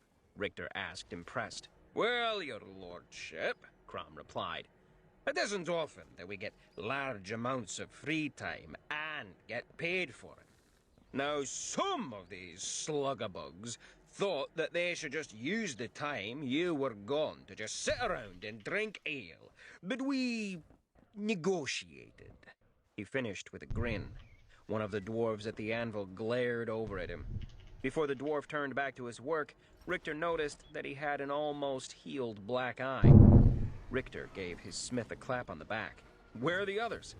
There were at least 3 other dwarves with some smith training in the village. Either exploring or mining. We've had to do it ourselves since you left. Those mist workers have been sorely missed. Now, my lord, Crom said with some impatience and irritation, what did you bring back? Richter smiled, still enjoying dragging this out. He reached towards his bag of holding, but just before putting his hand in, he stopped as if he had just remembered something. Crom ground his teeth together. What does the difference in metal really mean? Richter asked. I mean, I know you said that it could make stronger weapons, but what do higher level metals actually do? What do the metals that you have here do if they make a forge? Crom visibly calmed himself. He had caught on that Richter was playing with him, but since slugging his liege lord was probably not the best idea, he had to play along. After a long, suffering sigh, he answered, We've been checking just that, my lord. That's why we took the time to make those bronze and iron ingots. All you need to do is hold the core and an ingot near an anvil, and it will give you the information about the type of forge that would be created. You would only need 1 ingot for that? Richter asked. Why did you make a whole stack of iron and bronze? Crom shrugged. We had the raw ore, and like I said, we had some time to kill. Also, we weren't sure if higher or lower quality ingots would make a difference. Depending on the purity of the smelting process, the ingots can affect the quality of weapons or armor that are made with it. Didn't seem to make any difference. I didn't let them make too many bronze ingots, though. I figured you could sell the copper. You found a copper mine? Richter asked, excited. Sorry to say that we didn't, your lordship, Crom replied. Just a small vein in the iron mine. It was strange, though. The miner that found it swore he had been in that particular shaft just days before and hadn't seen anything except rock and iron. Richter still smiled at hearing that news. He couldn't be sure, of course, but it looked like the level 2 benefit from the quickening was already helping the village out. It specifically made it 25% more likely to find rare resources, while at the same time increasing the yield of already discovered resources by 25%. Copper wasn't exactly a rare resource, but it was still money in the bank. And besides, the copper gave him an interesting idea. He looked over at Randolphus with an inquiring expression. The Chamberlain understood the unasked question. The copper is in a locked chest in the armory, my lord. He checked his clipboard. That was item number 312 for us to discuss. Richter shook his head in irritation. Eager to do anything that would keep Randy from dragging him back into his bottomless hole of honeydews, he walked over to the ingots. He grabbed 1 ingot from each pile. A check showed that all of the ingots were above average quality or better. Richter asked Crom about it. That's the other reason we made so many ingots, my lord. If I'm the village smith, then this is my smithy. And in my smithy, we won't have inferior products. So if someone makes an ingot that is average quality or worse, then we re-smelt it until they do better. Richter smiled again, knowing he had found the right dwarf for the job. Enough stalling, though, he thought. Even he was eager to get the forge made. He asked Crom for the core. The dwarf called all the other dwarves over from their tasks. After a few minutes, they stopped what they were doing and walked over to an anvil. Richter and Randy shared a confused look. The dwarves each grabbed a corner of the large anvil and with grunts all around, picked it up a scant inch. They moved to the side together before placing it back down in the center of the smithy. Crom then reached into the top of his shirt and pulled out a key that was strung on a chain about his neck. Richter and Randolphus walked closer, and they saw that a space had been hollowed out under the anvil's previous location. A metal chest that had the blue gleam of high steel had been set into the hole. Crom reached down and lifted the chest, before setting it down on the ground and inserting the key to open it. Once he threw the lid back, Richter could see that the magic core rested within. This here is the other project that has been occupying my time since you left, my lord. Abrams and Whedon, Crom? Who are you protecting this from? Richter asked. He was glad that the core had remained safe, but it seemed a bit overboard. Except for the prisoners that had been brought through the mists, the only other people here were fellow villagers. Crom. I wouldn't trust any of these jackanapes. That enchanter kept going on about a creation table. One of the human builders keeps droning on and on about a golem, and Bane wasn't the only annoying gnome that I've had to deal with. Basically, every one of those little bastards has an idea about what the core should be used for. Weapons, force shield, stasis net, summoning circles. Gah! They've been driving me crazy. Randolphus gave a cough that sounded surprisingly like, "Told you." When Richter looked, though, the man was just holding his clipboard, looking innocent. Richter squinted one eye at his chamberlain, but the man remained unflappable. Shaking his head, he said, "Enough! Let's do this!" Richter took the magic core from Crom and then walked over to the anvil. He set all of the smith's ingots on the ground except for the bronze. He held the core in one hand and the copper-colored ingot in the other and placed each on the anvil. A prompt appeared. You have brought together the components necessary to make a magic forge. Would you like more information, yes or no? Richter selected yes. Know this. The metal that is used to create a magic forge will determine the traits given to forging offensive and defensive items. You have supplied the metal bronze. Offensive trait, decreased weight. Defensive trait, decreased weight. Would you like to create a magic forge with the components you have supplied? Yes or no? Not bad, Richter thought, but really not impressive. He selected no. Crom looked at him and said, "Now you see why I wasn't in a rush to make a forge out of base metals, your lordship. Might as well move on to the rest so you can finally show us what you've brought." Richter nodded and picked up the others in quick succession. You have supplied the metal iron. Offensive trait, increased durability. Defensive trait, increased durability. You have supplied the metal steel. Offensive trait, increased skill leveling with the skill relevant to that weapon. Defensive trait, increased skill leveling with the skill relevant to that armor. You have supplied the metal high steel. Offensive trait, increased maximum charges that would otherwise be gained from a soul stone. Defensive trait, increased camouflage. Well, iron wasn't that impressive either, Richter thought. If increased durability could be applied to walls or defensive structures, then it might be useful, but otherwise it would be a waste. Steel could be impressive, though. It would make training a militia a lot easier and much faster. High steel would be great for training quick strike groups. Being able to use the magic powers of enchanted weapons more often, and at the same time being able to hide more effectively, it screamed Spec Ops. Definitely a real contender. Richter called out each combination to Randolphus, who jotted down the statistics. As he saw his chamberlain record the valuable information, it made him realize that one of the buildings he needed to have built was a library. He didn't have many books now, but it never hurt to plan for the future. He would also have to get Randolphus to bind his notes into a series of books. They could probably serve as an early history of the village. That thought made him realize that he should probably assign someone the task of being the village's historian. Why was there always so much to do? "Okay, Crom," he said. "Are you ready?" Crom's only answer were his nostrils flaring over and over. It was actually kind of impressive that he could do that, Richter thought. But the slow reddening of the dwarf's face made him realize that perhaps he had pushed this particular joke too far. Even though he was master of the village, it wouldn't necessarily protect him from an irksome dwarf's oversized fists. Richter pulled the first ingot out of his bag. It was moonstone. Holding both it and the core close to the anvil earned him a prompt. You have supplied the metal Moonstone. Offensive trait.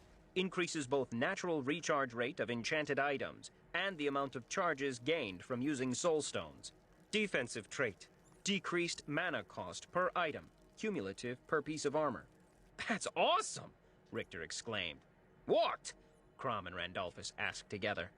Richter realized he hadn't told them what he had found. This is Moonstone, he said, shaking the white metal slightly. Crom nodded like that was obvious, impatient for Richter to share the perk. Randolphus just made a notation and held his pen ready to continue. Offensive items get a bonus to natural recharge and soulstone recharge. That could come in useful, but listen to the defensive trait. There is a cumulative reduction in mana usage for each piece of armor worn. That could be huge. Crom wasn't so excited. Aye, I could see that being a boon to someone like yourself, your lordship. You seem blessed with high affinities in both weapons and magic. Richter kept his face passive. A piece of advice he had gotten from Zetrix upon first arriving to the land was to keep his limitless ability to himself.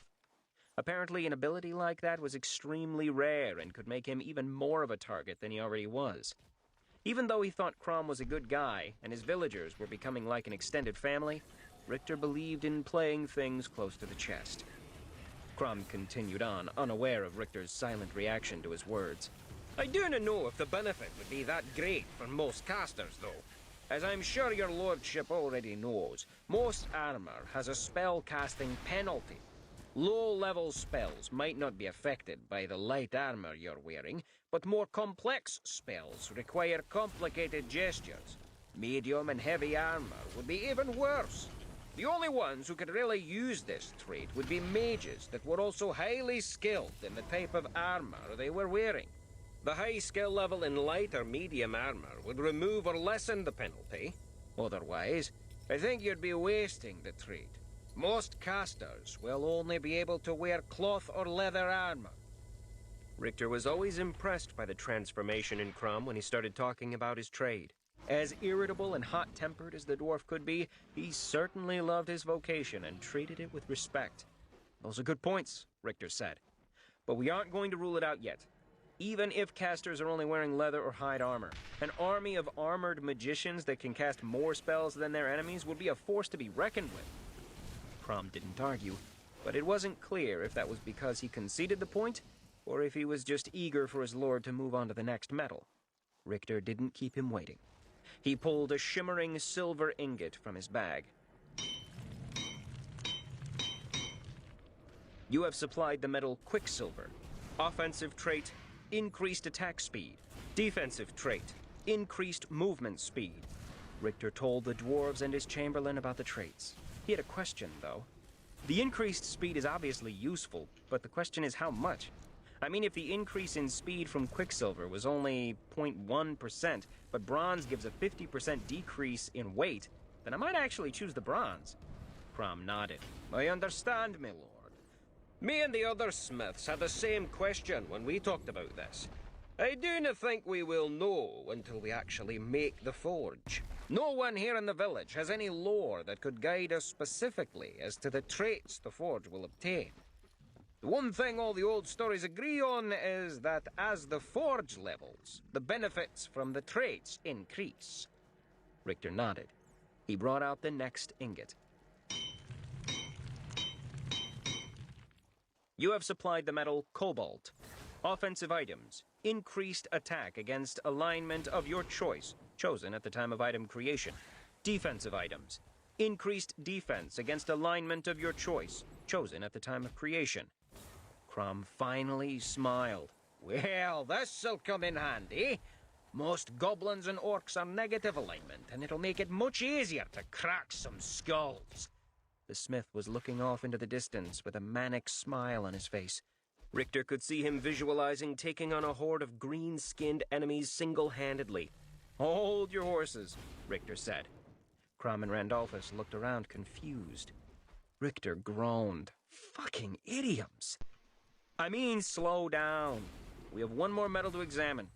I think you're going to like this, Crom." The smith's eyes widened. "You found mithril?" Richter's lips pressed together in annoyance. "No, I didn't. Way to make what I found seem not as good. Kind of a dick move, man." Crom looked at him sheepishly. Richter shook his head in irritation. He pulled out the last ingot. It was completely clear and looked to be made out of dark green glass. "You have supplied the metal elementum. Offensive trait. Increased ability to damage magical shields. Defensive trait. Increased spell resistance. Type of resistance random." "Game on!" Richter shouted. If there was one thing that had really grinded his gears since coming to the land, it was fighting magic users. It was so irritating having to wear down a magical shield while your enemy fired back at you with impunity. He shared what he had found with the others. Crom begrudgingly agreed that the elementum would be the right choice. Richter took one look at his smith's crestfallen face and added, "I'm sure we will still be able to kill loads of orcs and goblins with this type of forge, and it'll be easier to kill their magi." Crom's eyes lit up, and he gave a gap-toothed grin at that. "Aye, my lord, I hadn't thought of that." Richter smiled back and then turned to the anvil again. All of the other dwarves had stopped what they were doing and gathered around. While Richter had been testing each metal, other villagers had been walking by and picked up that something was afoot. The number of Richter's spectators had grown. He set both the ingot and the core down so he could drink a potion of clarity.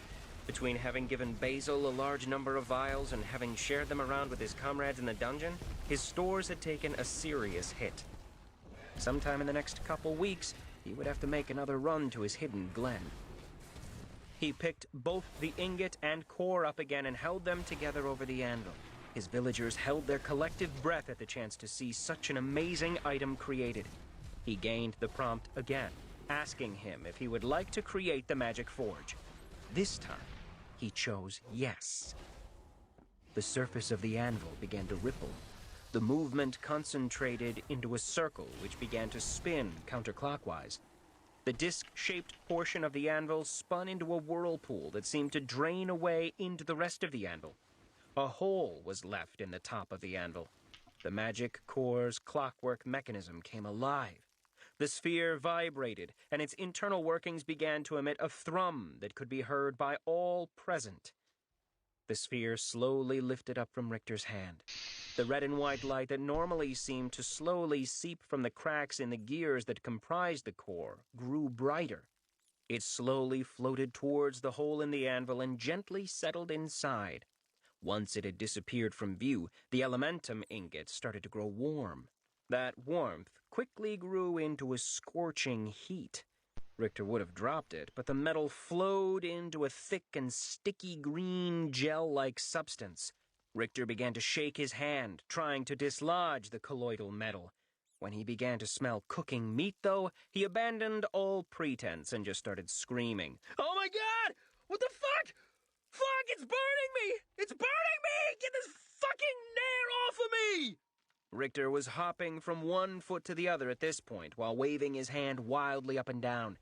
If any other Chaos Seeds had been present, they might have thought he was reenacting the signature dance from Criss Cross's Jump Around. They would have been wrong, though. As quickly as the heat built, it vanished. The malleable elementum became even more fluid and flowed off of Richter's hand. It didn't drop and pool on the floor, though, like everyone expected. Instead, it seemed almost alive.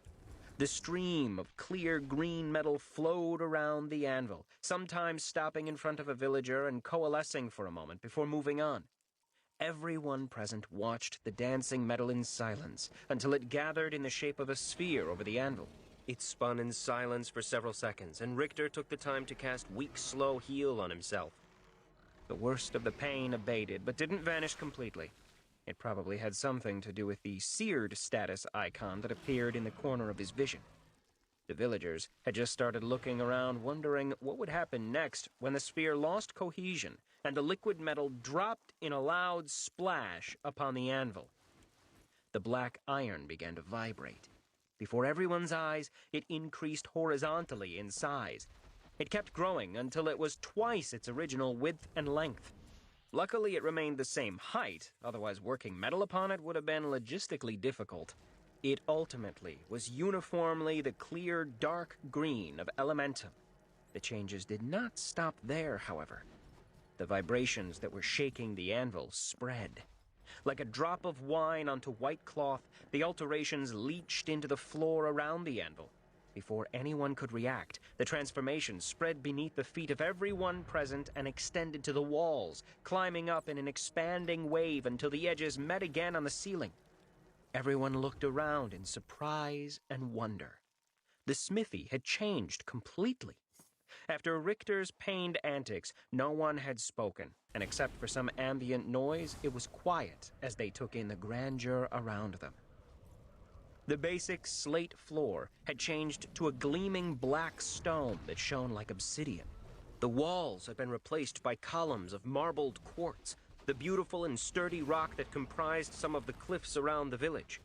The columns were spaced regularly around the edge of the forge. It was no longer simple stone, but was now made of marbled quartz, just like the columns. The other anvils had become smaller versions of the main one, containing the magic core. Each was now composed of the same clear green metal as the first.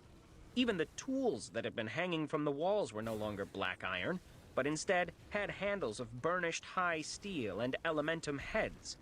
Multiple sets were stacked on stands made of quartz. The entire magic forge was a balance of utility and beauty. Before anyone could touch anything, a pulse of light drew everyone's gaze upward. The roof had become a flat black surface. From looking around, Richter could see that the roof extended out past the pillars several feet in every direction. The floor of the forge was now well protected from the elements. The pulse of golden light had come from near the center of the ceiling. As Richter watched, tiny motes of light appeared randomly as well. More and more appeared, and he realized that he was staring at a starlit sky. As the ceiling became filled with more celestial bodies, Richter's eyes kept being pulled back to the one large yellow circle that didn't seem to fit with the rest of the ceiling. It wasn't until he saw two pale circles, one red and the other white, that it clicked. "The sun!" Richter exclaimed, delighted. Everyone looked at him, confused. Shaking his head in disbelief at what he was seeing, he continued, "We're looking at the heavens above us, as if it were night!" An excited whispering picked up around him. He clapped his hands together in awe of what he was seeing. Of course, that brought another round of vile cursing to his throat. The changes around him had pushed the fact that his hand had been badly burned right out of his head. He looked around, embarrassed, and curtailed his profanity when he saw one of the high elves holding her hands over her son's ears. Besides, he was being bombarded with prompts. Congratulations! You have created the Forge of Heavens. Each magic forge will have a specific character based upon the location where it has been created. The movement of heavenly bodies are now clearly seen by you even in the light of day. Based upon which cosmic alignments are present above, there is a small chance of the weapon or armor obtaining certain powers. Know this, your magic forge has been built with elementum. Any weapons and armor made within the confines of the magic forge will have increased spell penetration and spell resistance, respectively. Your magic forge is currently level 1. At this level, weapons have plus 10% damage against spell barriers. At this level, each piece of armor has a plus 2% resistance to a specific type of magic determined by the properties of your forge. Congratulations! You have crafted a legendary object, the Forge of Heavens. You have learned 2 new skills. Congratulations! You have learned the skill crafting. It is not only weapons and armor that will serve you well in the land. Rings, belts, bracelets, and other items have their own value. If enchanted, these items can easily be the difference between life and death. You now have the ability to take base components and create something greater than the sum of its parts. Plus 1% durability, value, and success rate of crafted items. Congratulations! You have learned the skill Smithing. You may now take raw materials and unlock their potential to help or harm. It may be shining silver or gleaming gold that capture a woman's eye, but it is sharp steel and mighty mithril that can cut out a man's heart. Plus 1% durability, attack, or defense of forged items. In light of this amazing achievement, you may choose to drastically increase your skill level in either of your two new skills, or your existing skill of enchanting. Which do you choose? Smithing skill, enchanting skill, or crafting skill? Richter blinked and minimized the prompts. He took in his surroundings. Everyone around him was walking around, entranced by their surroundings. The creation of the Forge of Heavens had attracted many more villagers, and they were all walking through it amazed. Even the dwarves were walking around with expressions of quiet glee, and sometimes they weren't even that quiet. Richter didn't know how long the détente between the territorial smiths and the other villagers would last, but he planned to take advantage of the peace and silence as long as he could. Crafting, smithing, or enchanting, he asked himself. When he had planted the seed core, he hadn't been given an option. His herb lore skill had just skyrocketed. He hadn't been able to make too much use of that yet, but he was sure it would come in handy in the future. So now, Richter had a decision to make. With his limitless ability, it wasn't really a question of which skill he should learn. Given enough time, he should theoretically be able to learn everything. The real question was, what would give him the best bonus right now? It would be great to make his own weapons. He could just see himself wielding his own katana, fighting off ninjas, and then moving his mouth dramatically to form Japanese words while waiting for English words to come out on a delay. Shogun assassin style!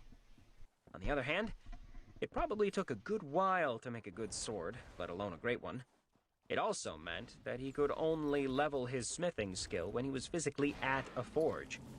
He had a lot to do and couldn't waste time just leveling up his smithing skill when there were bugbears and eaters to kill. Another thing to consider was that he had a second magic core. Hopefully, he would get another skill boost at either crafting or enchanting once he used it.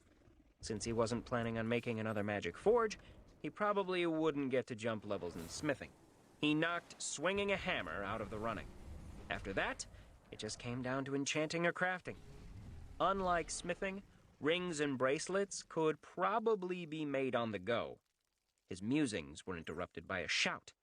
The dwarves were starting to get annoyed at the men and women wandering around their domain, so Richter knew he only had a bit of time left before total pandemonium broke out. It ultimately wasn't a hard choice. Even if he maxed his crafting skill, without being a solid enchanter, he would just be making baubles to sell.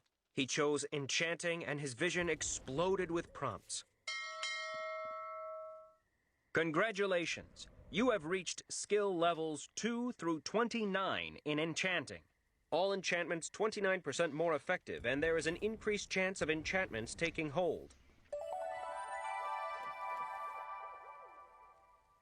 You have received 2,500 bonus experience for reaching level 10 in the skill Enchanting. You have received 5,000 bonus experience for reaching level 20 in the skill Enchanting. Congratulations, you have advanced from the rank Novice to the rank of Initiate in Enchanting. You now will gain more charges when recharging with a Soul Stone. Items you enchant now have their enchantment potential increased by +5. This is cumulative with future ranks. You can now add enchantments to already created items, albeit with an 80% penalty to effectiveness. Congratulations, you have advanced from the rank of Initiate to the rank of Apprentice in Enchanting.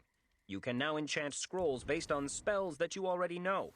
Items that you enchant with a finite number of charges will now have +10 charges. This is cumulative with future ranks. You can now add enchantments to already created items, albeit with a 60% penalty to effectiveness. You may now use 2 soul stones to enchant one item. Know this: Every enchantment has an assigned enchant cost. The quality of an item determines its maximum enchantment potential. The breakdown based on quality is as follows. Average quality equals 1 point, 10 charges. Above average quality equals 5 points, 50 charges. Well-crafted quality equals 10 points, 100 charges. Exceptional quality equals 15 points, 150 charges. Superb quality equals 20 points, 200 charges. Exquisite quality equals 30 points, 300 charges. Masterwork quality equals 45 points, 450 charges. Richter was blown away. When the prompt had said there would be a large boost to the skill of his choice, he hadn't expected to gain almost 30 skill levels. It had even gotten him the bonus experience for passing skill levels 10 and 20. The rank perks for reaching Initiate and Apprentice rank in Enchanting would come in handy as well. The notifications continued to flash in his vision, so he went back to them. You have completed the quest, The Right Tool for the Right Job. You have created a magic forge with the Fey metal Elementum. You may now enjoy the weapons and armor created in the Forge of Heavens. Reward, 12,500 experience points. Bonus reward, plus 500 relationship points with any villagers with the smithing skill. Relationship points were nothing to sneeze at. If people liked him, they were more likely to work hard, give gifts, even reward him with quests. On the other side of the equation, a bad relationship might get him a blade in his ribs. That 500 would be enough to propel his relationship from neutral to kind for any smith that had been on the fence about him. The benefits of creating the forge did not stop there. Bonus reward. Your people are impressed by the creation of a legendary object.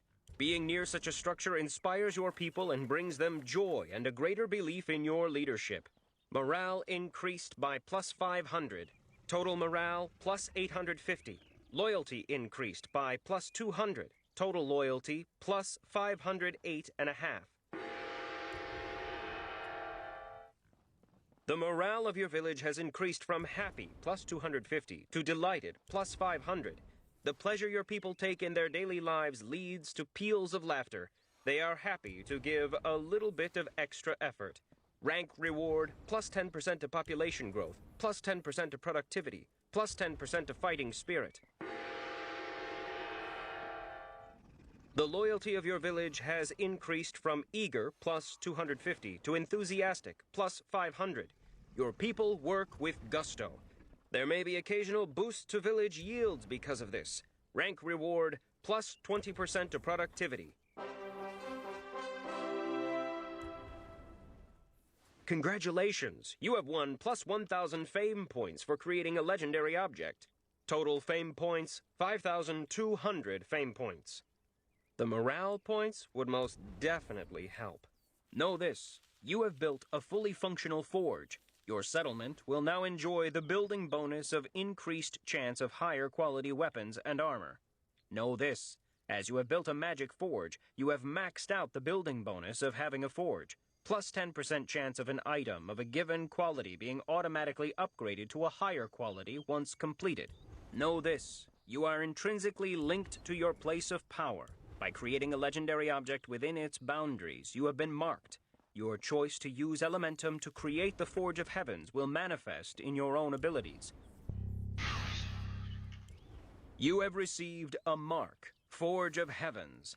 Your attacks will have plus 10% damage to spell barriers. This bonus will increase as the level of your forge increases. Richter was delighted at the cascade of prompts. The experience took him a fair way to level 19. It reminded him that he still had to allocate the characteristic points and skill percentage points from reaching levels 17 and 18. He couldn't spare the brain power to deal with that right now, though. He had a new toy to play with. One thing did capture his attention. An intense tingling sensation covered his body and then localized in his burned hand.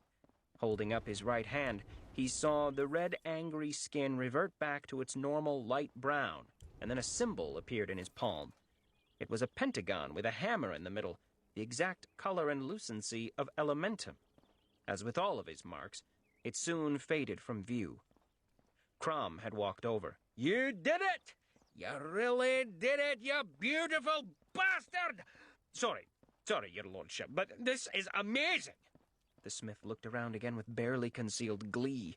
From the way his hands were shaking slightly, it seemed like he didn't know what he wanted to touch first. Richter made the decision for him. Come on, Crom. It's time to load an enchantment or two. Everyone else, clear out. I'm not sure how this is going to work, and unless you want to risk being burned, he waved his hand around in the air, I suggest you go on about your day. Everyone filed out at his instruction, though a few children had to be physically carried away by their parents, protesting loudly.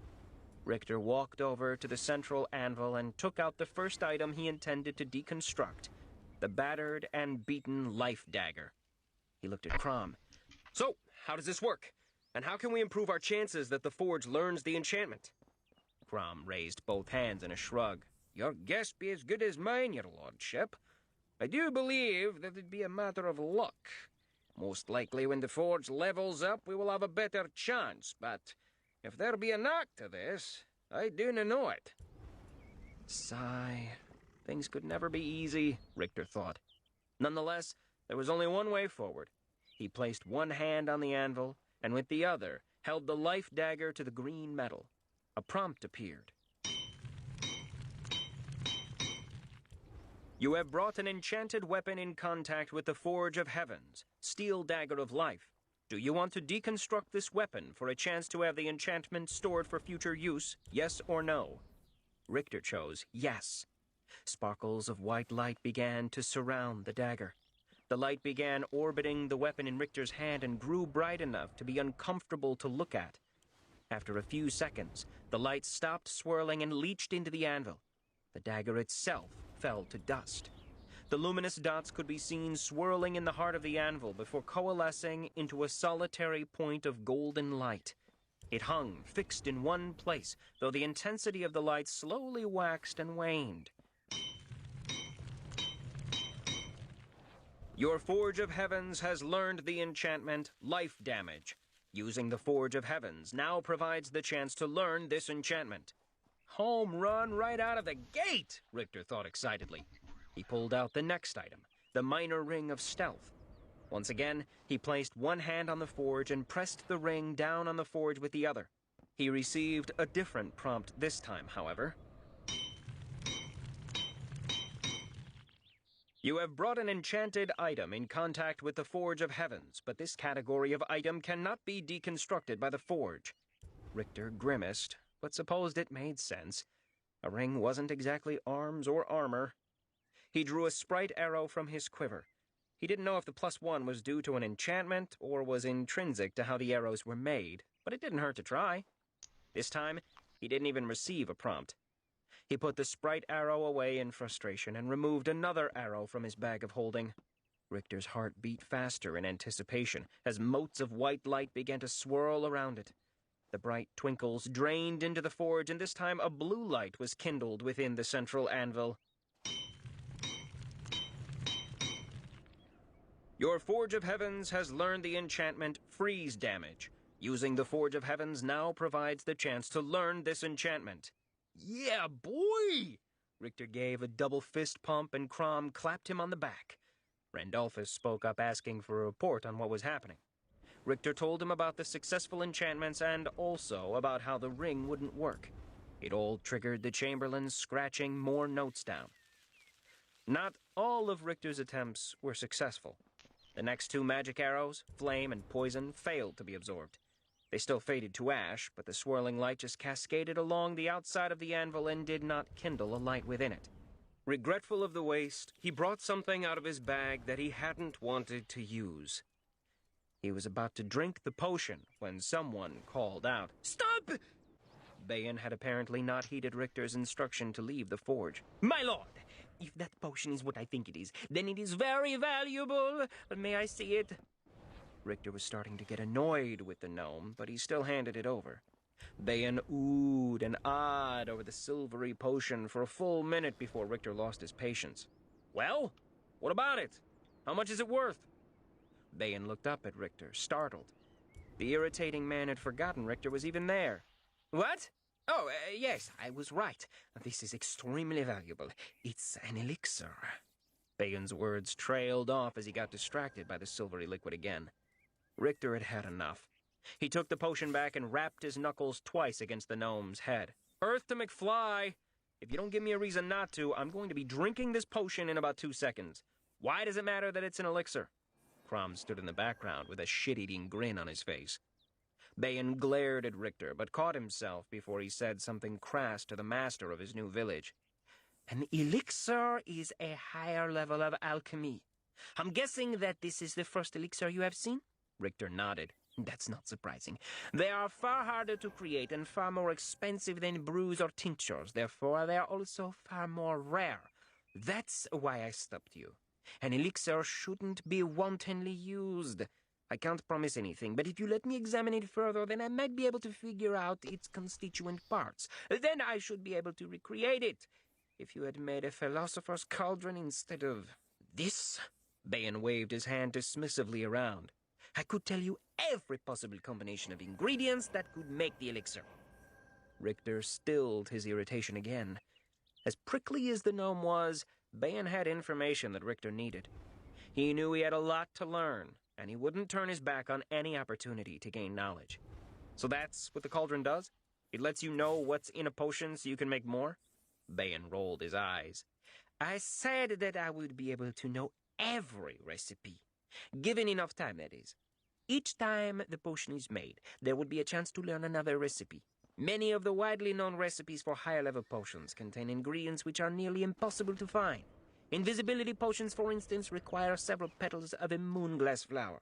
The problem is that the only place that they grow is under the Crimson Spectre's Alchemy Guild. Since they have a monopoly on a key component, they can charge whatever they wish. Richter said. So, if we could figure out a different way to make the potion out of common ingredients, then we not only could use the potions for the village, but we could also sell them and break the guild's monopoly. It would make you a fortune. Richter nodded in new appreciation of the philosopher's cauldron. Bayan continued. Of course, the transmutation properties are why many truly covet such an item. Richter looked at him, confused again. Giving a long-suffering sigh, Bayan said loudly and slowly, Transmutation. It means turning one substance into another. Often, a given area may be rich in one resource and poor in another. A philosopher's cauldron fixes that. If you were lacking in, say, powdered crystal, a certain amount of another resource could be used to make it. Richter closed his eyes and did his silent mantra. Do not slap the annoying little man.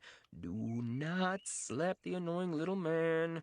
It took so long this time that Crom said, my lord, you're just standing there. Taking one final deep breath, Richter opened his eyes to look at his smith. Thanks, man. Yeah, I went somewhere for a moment. Okay, Bayan, can the Philosopher's Cauldron do anything else? I'm sure it can, but I've never seen one before. I suppose now I never will. Bayan looked around at the forge again, then gave a pfft of dismissal and walked out. Richter looked after the irritating man, shaking his head. Richter was conflicted, because the gnome actually made a strong argument for building the cauldron. Right now, though, Bayan was the highest-level alchemist in the village, and Richter just didn't trust or like him. While another legendary object that could solve supply issues sounded great, it would still just be an object. He would need someone to run it, and as of now, the prickly gnome was not someone he would trust with that power. Crom was listed as being a loyal person. Richter didn't know exactly how much faith he could put into the fact that Crom was now, quote-unquote, loyal, but he also got a good feeling from the dwarf. He shook his head again. Maybe he would learn more about the gnome once they had battled together. He put it out of his mind. Besides, he thought with a grin, he had some crazy cool stuff to do. Richter looked at Crom. Okay, let's try learning an enchantment. How do we proceed? This I do know, the dwarf said excitedly. Every smith worth the name dreams of using a magic forge. It is as simple as making weapons or armor on the forge. The higher quality of arms or armor made, the greater the chance of learning an enchantment. That's one of the problems with paying to use a magic forge. 1 day is barely sufficient to forge a higher-level sword Aquarius. That will not be a problem here, though. That's it? Richter asked. Well, that, and you would need to give me permission, my lord. Richter stared for a moment. So, you can only use it if I allow it? Crom nodded. That's right, your lordship. I don't know how permission is given, but an old master smith once told me about the time that he used a magic forge. It was in Rion. He had been given a boon by the king and was allowed to use the Inferno forge. He told me the owner of the forge just held his hand and they both placed their other hands on the anvil. Cocking his head to the side and shrugging, Richter reached out towards Crom. The dwarf stared at it for a second, then with a slight twist of his face, took the offered hand. Some of the other dwarves oohed and ahed in the background, and Richter was pretty sure one said, "Does it smell pretty, Crom?" The village's official smith glared back at his compatriots. Richter looked at the gruff dwarf with a smile on his face. With a slightly effeminate tone of voice, he said, "Oh, just ignore them, Crommy." Crom turned his glare towards Richter, but in light of the fact that he was about to achieve one of his life's desires, he decided to let the teasing go. When Richter tried to interlace their fingers together, though, the smith issued a roar of indignation. He decided to quit torturing Crom and instead just put a hand on the anvil and waited for Crom to do the same. Once they had completed the circuit, a prompt appeared. As creator of the Forge of Heavens, you have sole discretion as to who can access the properties of your legendary object. Would you like to allow Crom the ability to learn enchantments from the Forge of Heavens, yes or no? Richter selected yes. Another prompt then asked for the duration of Crom's access. Richter shrugged and thought to himself, I don't know, I guess as long as he stays loyal. Surprisingly, that was enough. Crom, the smith of the Mist Village, is given access to the Forge of Heavens as long as his relationship to you is loyal or better. Crom had apparently been given a similar prompt because he turned to Richter, letting go of his hand. He then bowed his head and placed a closed fist over his heart. He said the same words he had spoken when he had pledged fealty to Richter. If you maintain faith with me, I shall never break faith with you. Thank you for granting me this honor, my lord. Richter was once again taken aback by the commitment he had heard in the dwarf's voice. The idea that he would have men and women not only follow him, but pledge their loyalty to him was insane in some ways. Less than a few months ago, all he had thought about was getting laid, passing his classes, and getting some epic gaming done. He shook off the remembrances of the past, though, and looked at Crom with the same gravity. I again accept your fealty. Serve me well, and I swear that as I rise, you will rise as well. The dwarf picked his head up and thanked him again. Richter couldn't resist one last dig, though. I like your soft hands, boo. Rather than getting all riled up again like Richter expected, Crom instead gave him an evil little smile. I seem to remember you have a soft skull. Would you like to headbutt again? Richter coughed and took a step back. No, that won't be necessary. The last time he had tried that, two things had happened. Crom had laughed his head off, and Richter had suffered a concussion. Best not to repeat that particular series of events. Having your ass beat regularly in front of your own villagers really didn't go with the overall vibe of being a badass master of ancient powers. The question was, what to do about the elixir of luck? Richter really wanted to put more enchantments into the forge, but he didn't have that many enchanted items, and they probably cost a mint. His arrowheads alone had cost him a precious gem. He needed to maximize his chances of the enchantments being absorbed. That meant using the elixir, unless he could learn another way to increase the forge's retention rate. On the other hand, if Ban was right, he didn't want to waste the chance to make more of the high-level alchemical concoction. Richter sighed.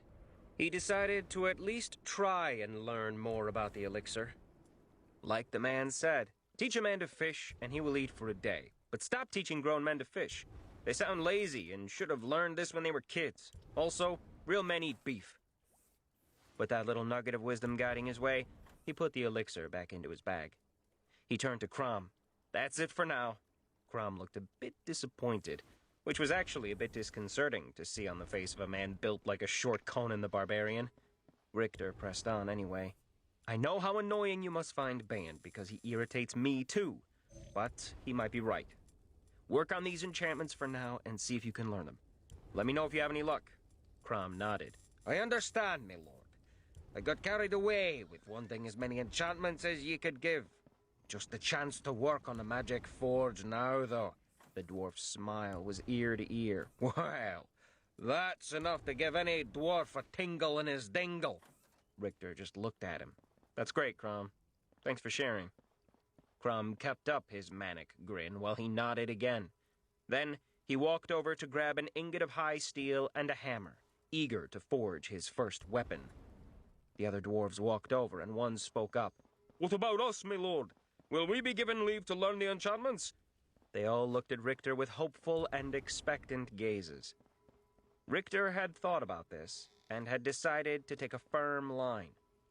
Sir Dwarves, I appreciate your time and help, but currently, all we have is a contractual arrangement. You are paid for your work and time. I also provide food and shelter. I truly hope that at the end of the year you decide to stay with the Mist Village. But until you show me more than just the loyalty of an employee, you will not be given access to the Forge's powers. Crom had walked back over and was standing by him. Richter clapped him on the shoulder and the dwarf stood taller. Crom has made a choice and pledged his fealty. I know that he is loyal. Follow his example, and you will find yourself able to learn the enchantments. Until then, make sure you follow his instructions. Where the Forge of Heavens is concerned, after me, Crom's word is law. One of the dwarves took a half step forward, anger evident on his face. In response, Crom took a full step forward, the hammer held purposefully in his hand. The other dwarves stood back to see how things would play out. Richter stood in place as well, albeit with one hand on his dagger and a spell at the ready with the other. He had just drawn a line in the sand. If Crom was going to maintain order on his behalf, the dwarf needed to be able to handle issues like this. "You have something to say, Ardrim?" Crom asked in a low voice. The angry dwarf stood up to his full height, but didn't close any more of the distance between himself and Crom. We should all be able to use the forge. Who are you to keep us from it? Crom smiled with no real mirth. I am the smith of the Mist Village. I am the one who Lord Richter has put his trust in. I'm in charge here, and I'm the one who will pound those facts into your head if your ears aren't working. The two dwarves stared at each other for a while longer, but Ardrim backed down and gave a short, angry bow of his head. I don't want to have to talk about this again, Crom said. Now go help the others in the mines. I've seen enough of you today. Ardrim walked off in the direction of the iron mine, muttering angrily to himself. Now that the Battle of Wills had concluded, the other dwarves walked over and expressed their acquiescence to Richter's terms. They expressed their happiness to be in the village, making it clear that Ardrim had spoken only for himself.